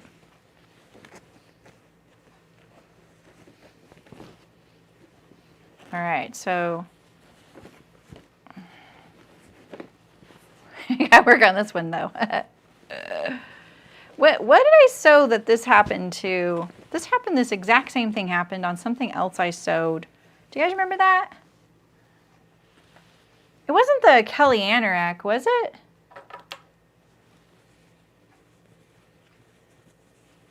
Oh, interesting. That's understandable. That's like when I meet kids that only had like friends, you know, when I was growing up, and and this was me too. We'd only had canned vegetables, and I was like, no, I don't like green beans. Like canned peas and green beans, corn, carrots, corn's fine. Corn's the only one I can handle, but when I got older and I discovered eating them fresh, I remember the first time going, wait, you can just like eat those? And you just steam them and eat them? That like changed my whole palate. All right, so between here and the cap, we need to get this to match a little better. And down here as well. Need a little more space. So I'm just gonna match this seam up right here. And I'm gonna open this seam out, which means I need to repress that whole seam. And when you're trying to match seams like this, it's kind of tricky because, you know, the seam is hitting this seam is hitting this seam at an angle. And you need to match it on the seam line, not at the raw edge. That never works. That's probably why those notches were like that. And I just sadly had lost track of one of my notches, probably with doing all my changes to fitting this.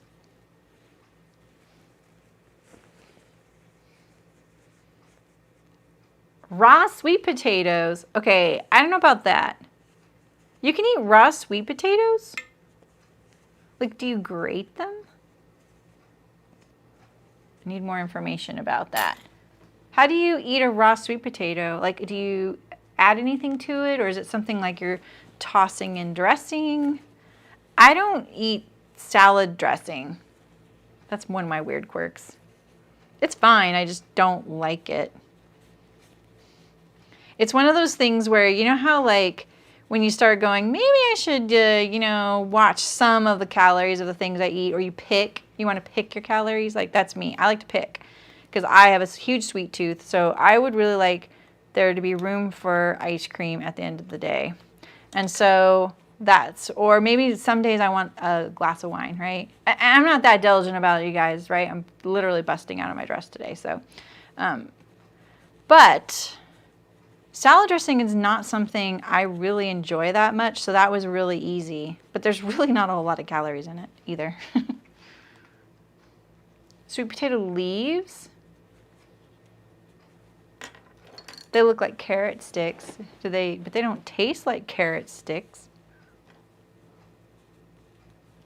Oh, interesting. I'm gonna try that. That just seems like it would be tough on the tummy. You know, like I was always told you're not allowed to eat, you shouldn't eat raw potatoes. Those are really salty. Really? Oh, interesting.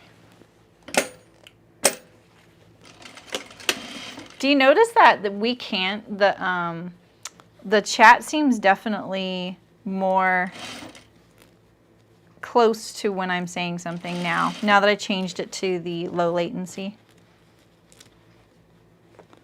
I was a little worried that this was gonna be harder, but this actually is going together okay. Come on. The under seam wanted to, because that's the one I pressed closed, so it wants to go back. But I understand the nightshade thing, but is the nightshade the reasoning you don't eat raw potatoes? Ooh, interesting. Yeah, I love sweet potatoes and I love yams. I love to roast them with like chili pepper and then make sweet potato tacos. It's one of my favorite things. All right, let's see how I did. This one did not feel as warm and fuzzy as my last one. It's not that one. I'm like, wow, there's no seam there at all. Okay, I'll take that. I'll totally take that. That's pretty good. All right. I have now little threads though because I ripped that seam out kind of savagely.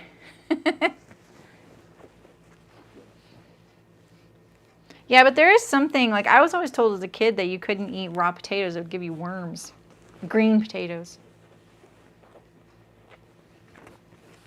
Yeah, see, Nancy said that too. Yeah. I think that that is wrong. Oh, so many things are nightshades. Garlic. Yeah. And nightshades, I think, are inflammatory either.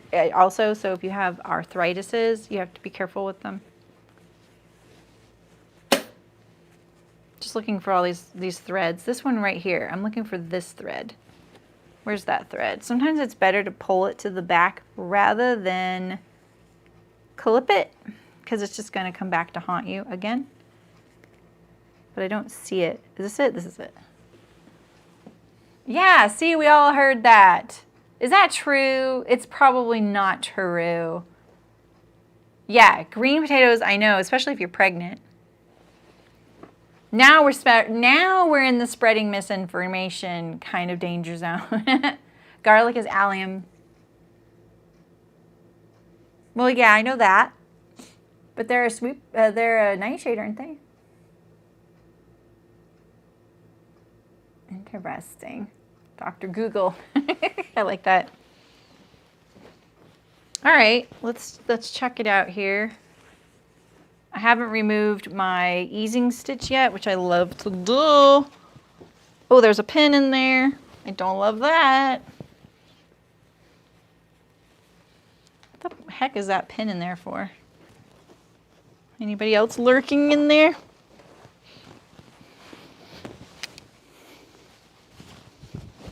Heck yeah.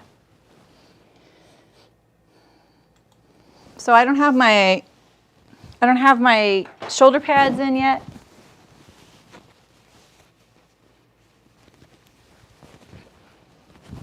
Garlic is not a nightshade, allium onion family. Oh, good point.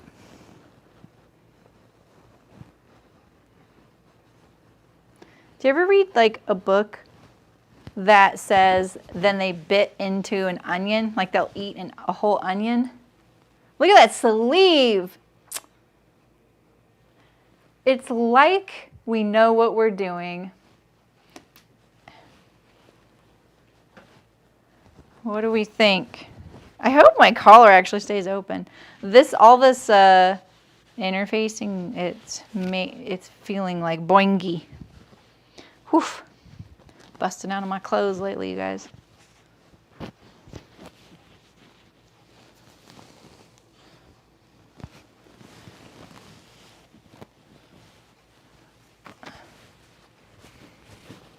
Trying to get the collar to lay down. Is it laying down okay?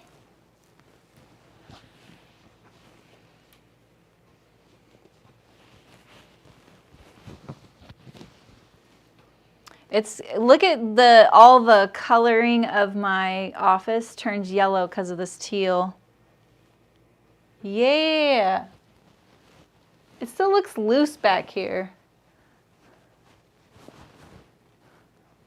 Backwards hip tilt. Really, Nancy? I thought it looked really cute.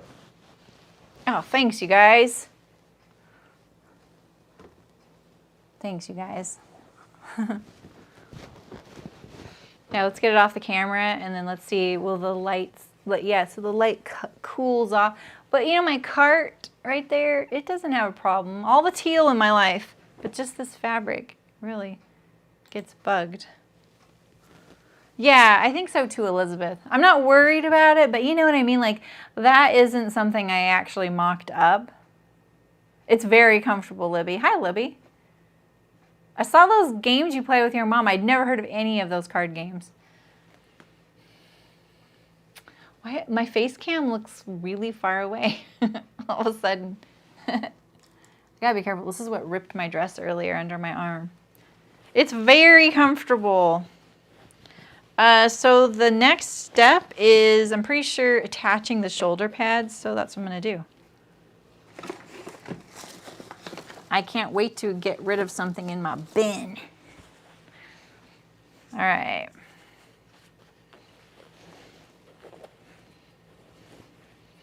So positioning the shoulder pads, I need to repress this seam allowance right here, the side back, because I opened up the seam there. You're gonna, when you do your shoulder pads, these are pretty light duty too, they're very small. You're gonna line up this edge to the raw edge of your seam allowance, like, because it pushes it out a little bit. So let's see how it'll look when it's in there. You know, so it's going to make the head of your sleeve. What is that point there? I thought I felt a pin. It kind of rounds it. It'd be a good idea, honestly, to press all this, steam it before you put your shoulder pad in there. This canvas is pretty, it's pretty compliant. Okay, so we're gonna find the center here, lay it on here.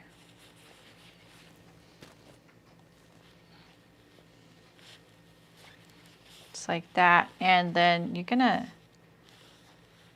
stitch it to this shoulder seam here and along this edge here. Let's get some black thread.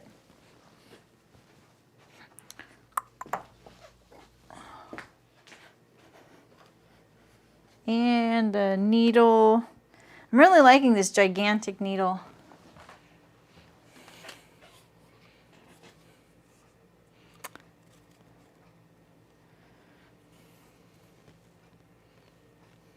Okay.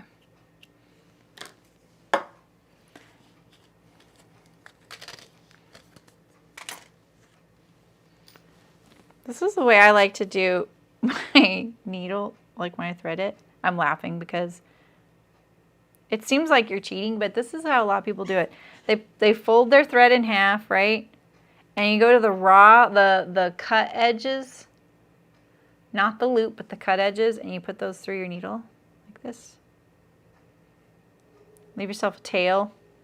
And then you have this loop down here, right? And so when you start off the hand sewing, I'm just going to stick to my seam allowance. Well, we'll just get it going on the seam allowance. Makes it a little easier, right? Poke it through, and then you can go through this loop here, and you don't have to tie anything. And then you're ready to go. The drawback, like the con with this, is that if you did a really long one and you're like, well, I could use this for both my shoulder pads, and when you're finished sewing this one, you're cutting this and you don't have that loop anymore. You'd have to get all new thread.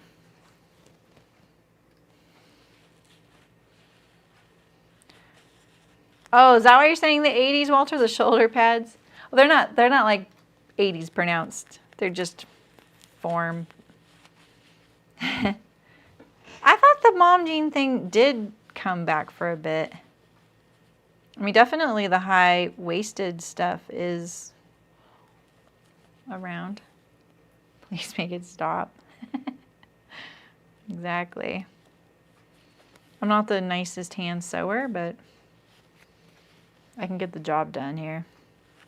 Oh, you know what I didn't tell you guys? I've been doing, do you remember a while back, I got those adorable not cross stitch, hand like stitching kits with California motifs. Like one was poppies, one was the California with all the lemons around it, one was a sequoia. All right, so I did the poppies one, and it looks terrible. I can't even stress that enough. It looks terrible. I have to admit, the directions are pretty bad. They give you these directions in their photo. They're like, all right, now stitch in the light orange.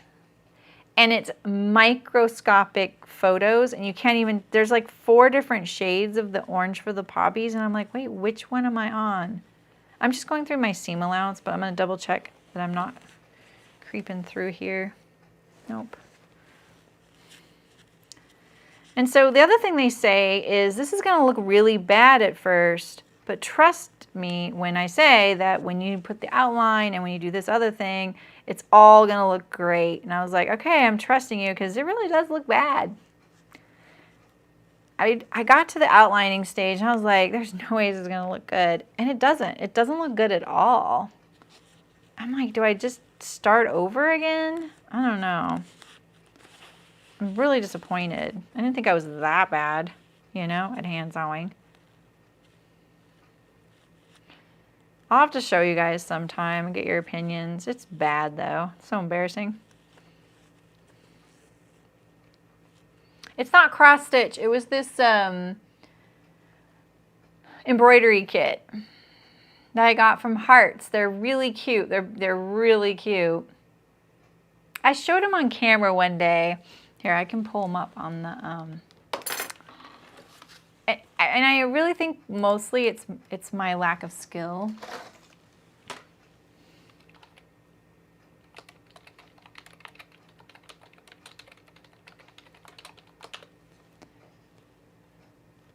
Oh yeah. These things here. Rosanna Diggs, yeah, that's there. So this is the one I did right here. Oh my gosh, I can't even look at this. My leaves look pretty good. You get the whole kit. Sorry, Rosanna, the instructions are shite. It's harsh, but I'm telling you guys, I got this one too. I got the Sequoia.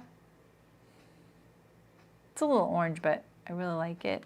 And then I got this lemon one. Oh, I'm scared of this one. I'm so scared. So you get a little template. You get this little erasable pen. You get all the threads, and then you get these instructions. And that's what it looks like. It's just a photograph of what you need to do, and it just says, now do this.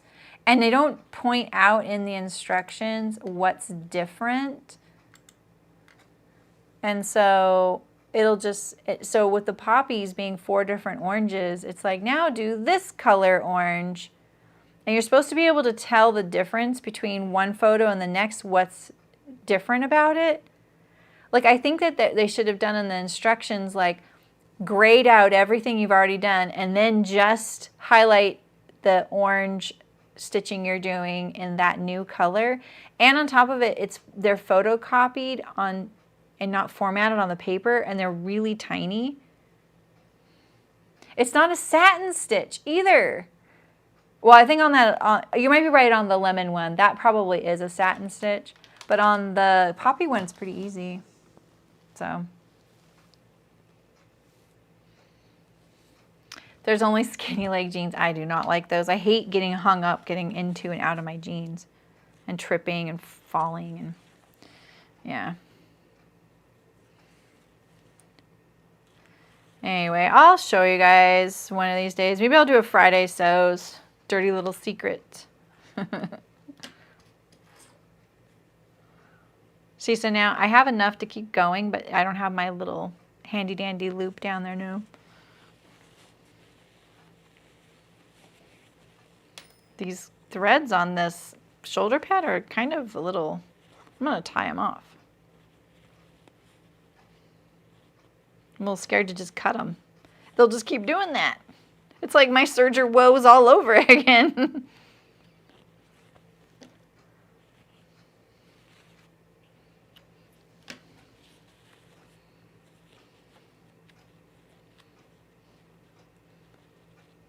Yeah, it'd be one thing if skinny legs were in and all you could find were the boot cuts, and then you could at least make them skinny. But you can't really make skinny jeans into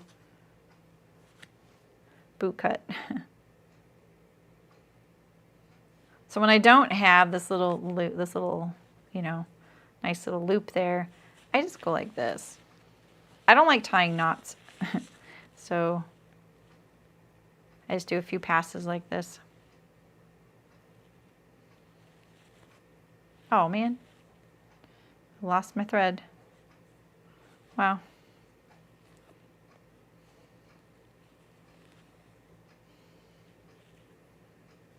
Oxford bag.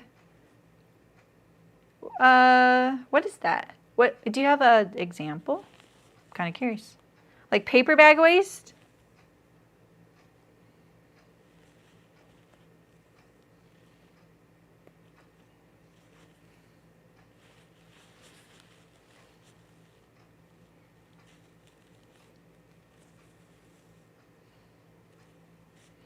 Just going along, putting on my shoulder pads. I am a child of the 80s, and I don't think I've ever done this in my life.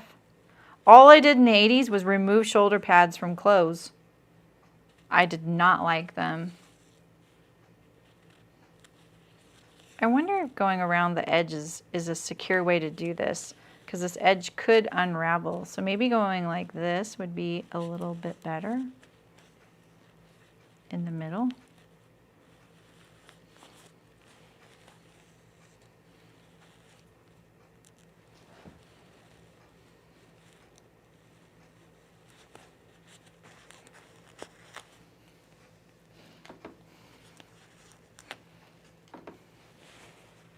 Yeah, I like I said, my shoulders are pretty straight across, so I never wanted to accentuate that. Not to mention, like, I think, like, if you were a teenager in the 80s, that look wasn't really, you didn't really see it a whole lot on teenagers. It was like a news anchor or someone from Dynasty. You know what I mean?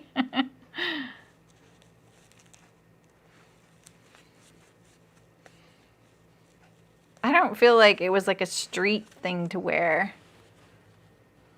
Waisted, wide leg with, oh, I totally get what you mean now. I just saw something like that. Where was that? I didn't pick up the Love Notions pants this week.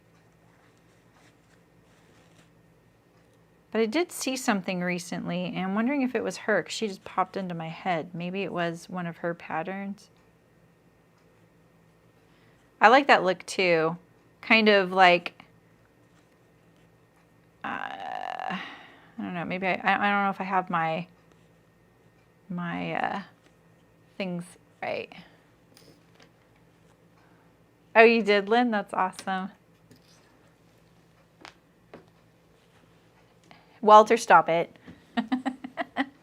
You're built like a linebacker. Yeah, you don't need shoulder pads, right? I always felt the same way too. I was like, I feel like a football player wearing these. They're featured on the Sewing Bee. I didn't get to see that.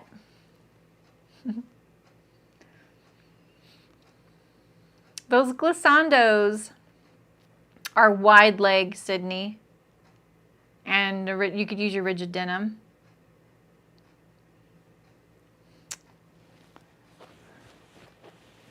Yeah, you see the shoulder pads for structure, exactly.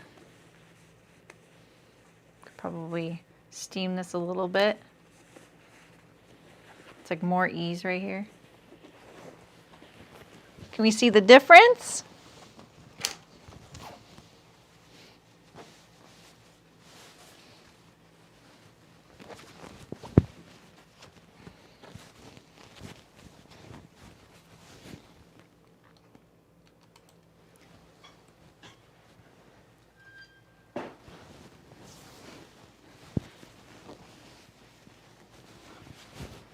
Okay.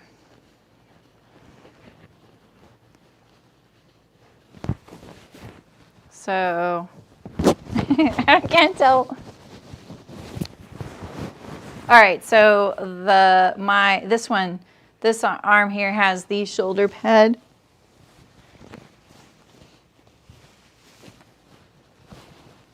Oh yeah, look at the sleeve. Definitely is more pronounced. This one's softer. It needs to be ironed. I should have ironed it. I know, I know. I get too eager. It definitely falls straight down my arm. Like it looks looser, doesn't it, than this side?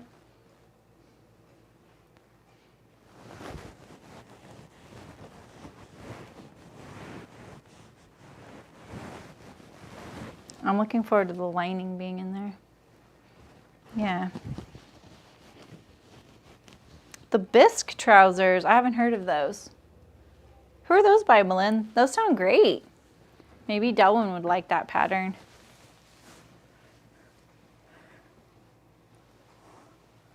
So who said they liked my top? And I said it was a dress. I just wanted to show you the fabric. See the girl there? She's sideways, holding her pruning shears. So this is her top of her head, and she's going into the side there. Fabric is so funny. It's very sneaky. Yeah, you did, Jennifer, yeah. Yeah.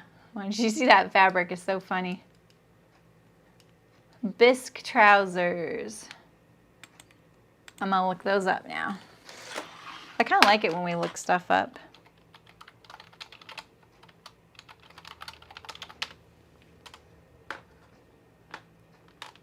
By Vivian Xiaochen. I've never heard of this person. Oh, those are cute. Sorry.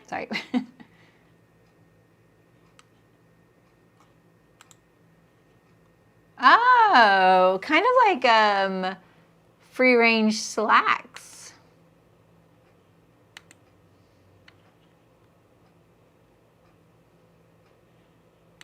There's a pleat though. These are very similar to the free range slacks. Very cute. This is interesting, this pleat right here going through the waist, but you still have the gathers.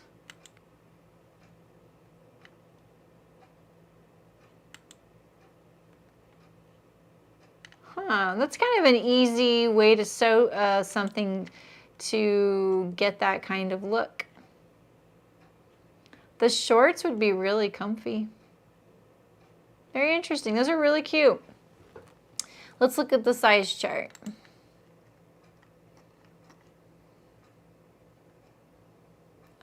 So from 32-inch waist to 50-inch waist. So is this the hip? 61-inch hip. Yeah, 42. Oh, this is, sorry, that's the garment body measurements. I'm really sorry. Hip, 23-inch waist and a 33-inch hip up to a 41.5-inch waist to a 51.5-inch hip. That's really good.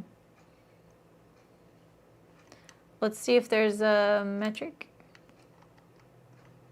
No, there's no metric. Sorry. Was the metric here and I just missed it? Oh, yeah, sorry. It's in parentheses. So 58 centimeter waist, 84 centimeter hip up to it's very touchy. 105 centimeter waist, 131 centimeter hip. Very interesting.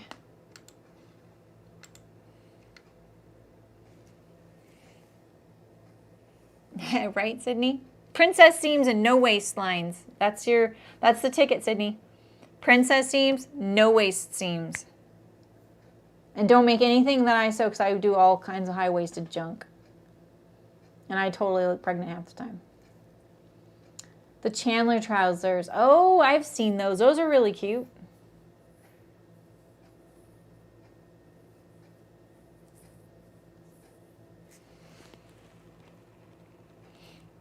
Happy Homemade, so chic.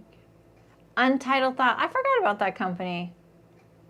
Yeah, because even though that there's a elastic waist on those, they're still shaping, which is pretty cool. Bob and Barry, that's the name of those pants, Nicole. Oh, yeah. Cowboy pants. They're like gauchos. Yeah. They're pegged. Yeah. When I saw that, I was like, oh, I don't know about that. They turned out so-so. Oh, so you and Delwyn have kind of similar interests in pants. That's very interesting. Yeah, you haven't met a dress without a waisting that you like. Yeah. What do you think of the Lenox? It has a waisting, but there's no like real prominent gathers. Restore. Hi, Mafio. I don't think I said hi to you today. The bisque reminds me of the Vera bottoms from Lore PR. Oh, it's called Restore. Okay. Yeah, maybe those Bob and Barry pants are more like the parachute pants that Walter wants. All right, so Sorel pant. Oh, I haven't heard that term in a while. All right, so how are you guys doing? Who's ever doing the blazer? Hopefully you're feeling like this isn't too slow and it's not too fast. You're kind of keeping up, moving along. So next week, Lenox too tight or straight in the hips. Oh, okay. So you'd like something with more flare? That would be easy to do with that, but I hear ya. What about the Upton bottom to that?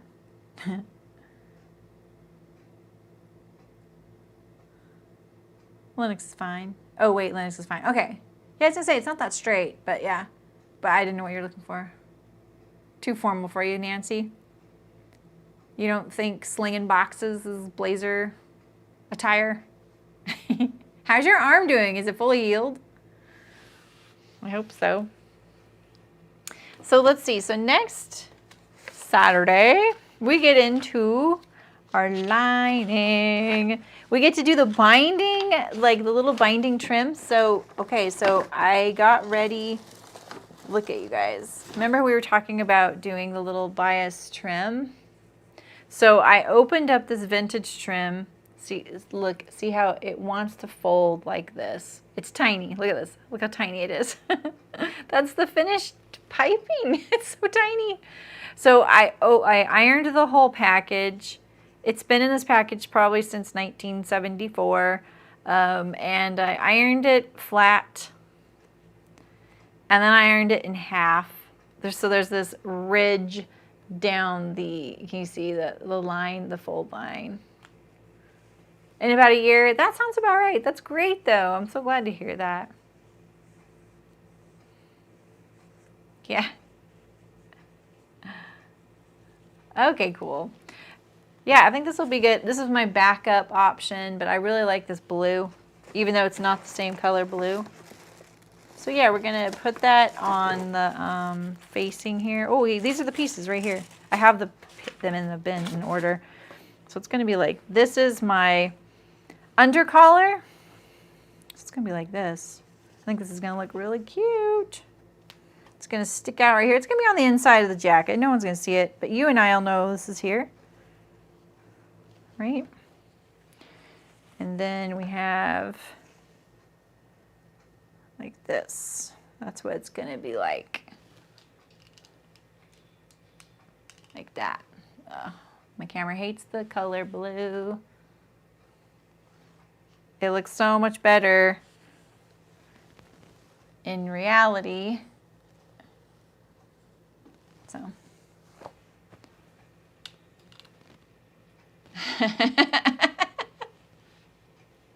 That's like when I asked my doctor when I was pregnant before I had my daughter. I said, so when can I ride my bike after I have my baby? And she looked me dead in the eyes and she was like, when you feel like you can ride your bike. And I was like, oh, okay.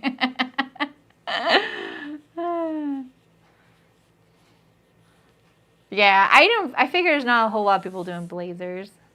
Or they're done. Like Donna's done. Hers looks amazing. Terry's doing really good on all of her interfacing and stuff. You got one tiny corner. Well, now you're going to be motivated. Okay, so yeah, we're going to be working on the facing with the bias trim. All the lining. Attaching the back face. Yeah, so we're going to assemble the whole lining next week. Ooh. And then we're going to get into attaching the lining to the jacket. This is coming together really fast. We might only have like 3 more sew-alongs at the most. Oh, I like that, Carrie. You wore your more special ones. Okay. Fair enough. All right, so I don't need this, and I don't need this. That's awesome, Mafia, though. I mean, I am a big believer in chipping away at things because they get done. They just all of a sudden are done. And I wasn't a believer in that until I really had to alter my work method when I did become a mom. I could not get anything done. It drove me crazy. And then it took me years to get used to just getting 20 minutes of, work done on something. But my work got better because of it. When I slowed down, the quality of my pattern drafting and all my work got so much better. But, I really missed sitting down to cut and sew something out all at once. Yeah, right, Carrie? Exactly. All right, you guys.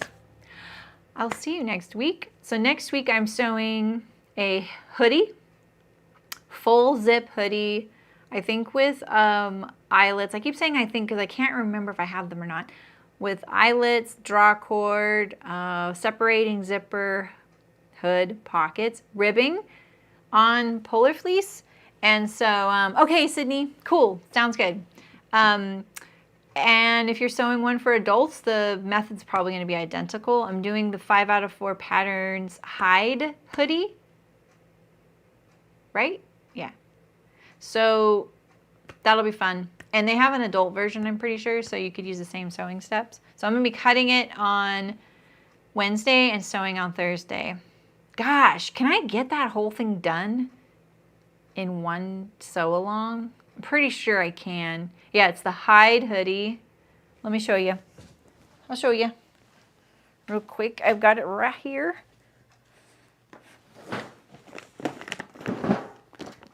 I'm making one for my nephew and my niece.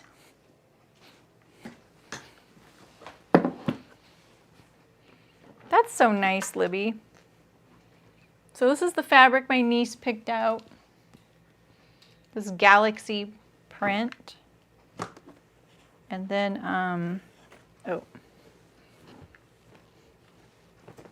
I got some black ribbing because I kind of struggled to find some ribbing. Mostly with the serger and the single needle. I have to admit, the drawings for this are pretty bad. Like they're just kind of like probably like from one of their older patterns. It comes in a lot of kids sizes. So it goes from 0 to 3 months all the way up to size 14. So that would be like up to a kiddo that is 31.5 inches in the chest, 80 centimeters chest, 26.5 inch waist, 67 centimeter waist, 32 inch hip, 81 centimeter hip, and then the height is 60 inches. It's a 5-foot kid, 152 centimeters. See you, Walter. Have a good weekend. Is that what he says? Things like that? I'll have to check out Chef John. I love it. Aw, Nancy, yeah, right? Jealous, yeah. Yeah, then it goes down to infants. So, yeah. Yeah, you might be able to, Nancy. Does that work for you? Do you want me to say those measurements again? I imagine you could just make it a little longer if you needed it. 5 foot is the height of the kid. Here's some finished measurements if you want them. But, I might be I'm an ambassador for 5 out of 4 patterns, so they gave me this pattern to sew, but I can't remember if I'm an affiliate.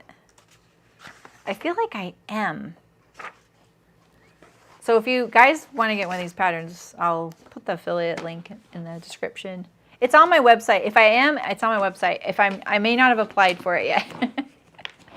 It's like such like small amounts, and I know people are like, oh shoot, I forgot to use it, you know, so it's like I don't worry about it. All right, guys, I'll see you Wednesday. Have a great weekend, and happy sewing.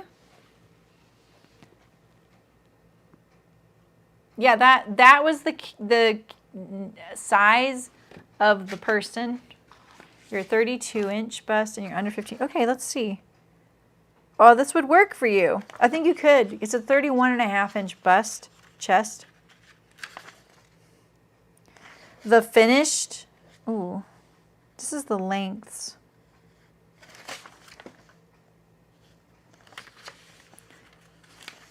I like that there's so much information, but I wish all of it was on one page. I do not see finished measurements on here. Well, good for you, Nancy. I am making the size 14. I don't see E's on here. I just don't see. Oh, here, these are finished measurements, but these are length. Maybe I don't have all the pages printed out, too. I often do that, because, look, I go from page 8 to page 36. Look at this. Page 8 to 36, and there still is information. This is the sewing and stuff, so, yeah. Anyway. All right, guys. Yeah, eat all the foods. Enjoy all the foods. That sounds good. Halloween candy's been creeping into my life. Whoops. All right. I'll see you guys soon. Have a great weekend, and happy sewing. Stay safe. Enjoy the fall or the spring, wherever you are. Bye, guys.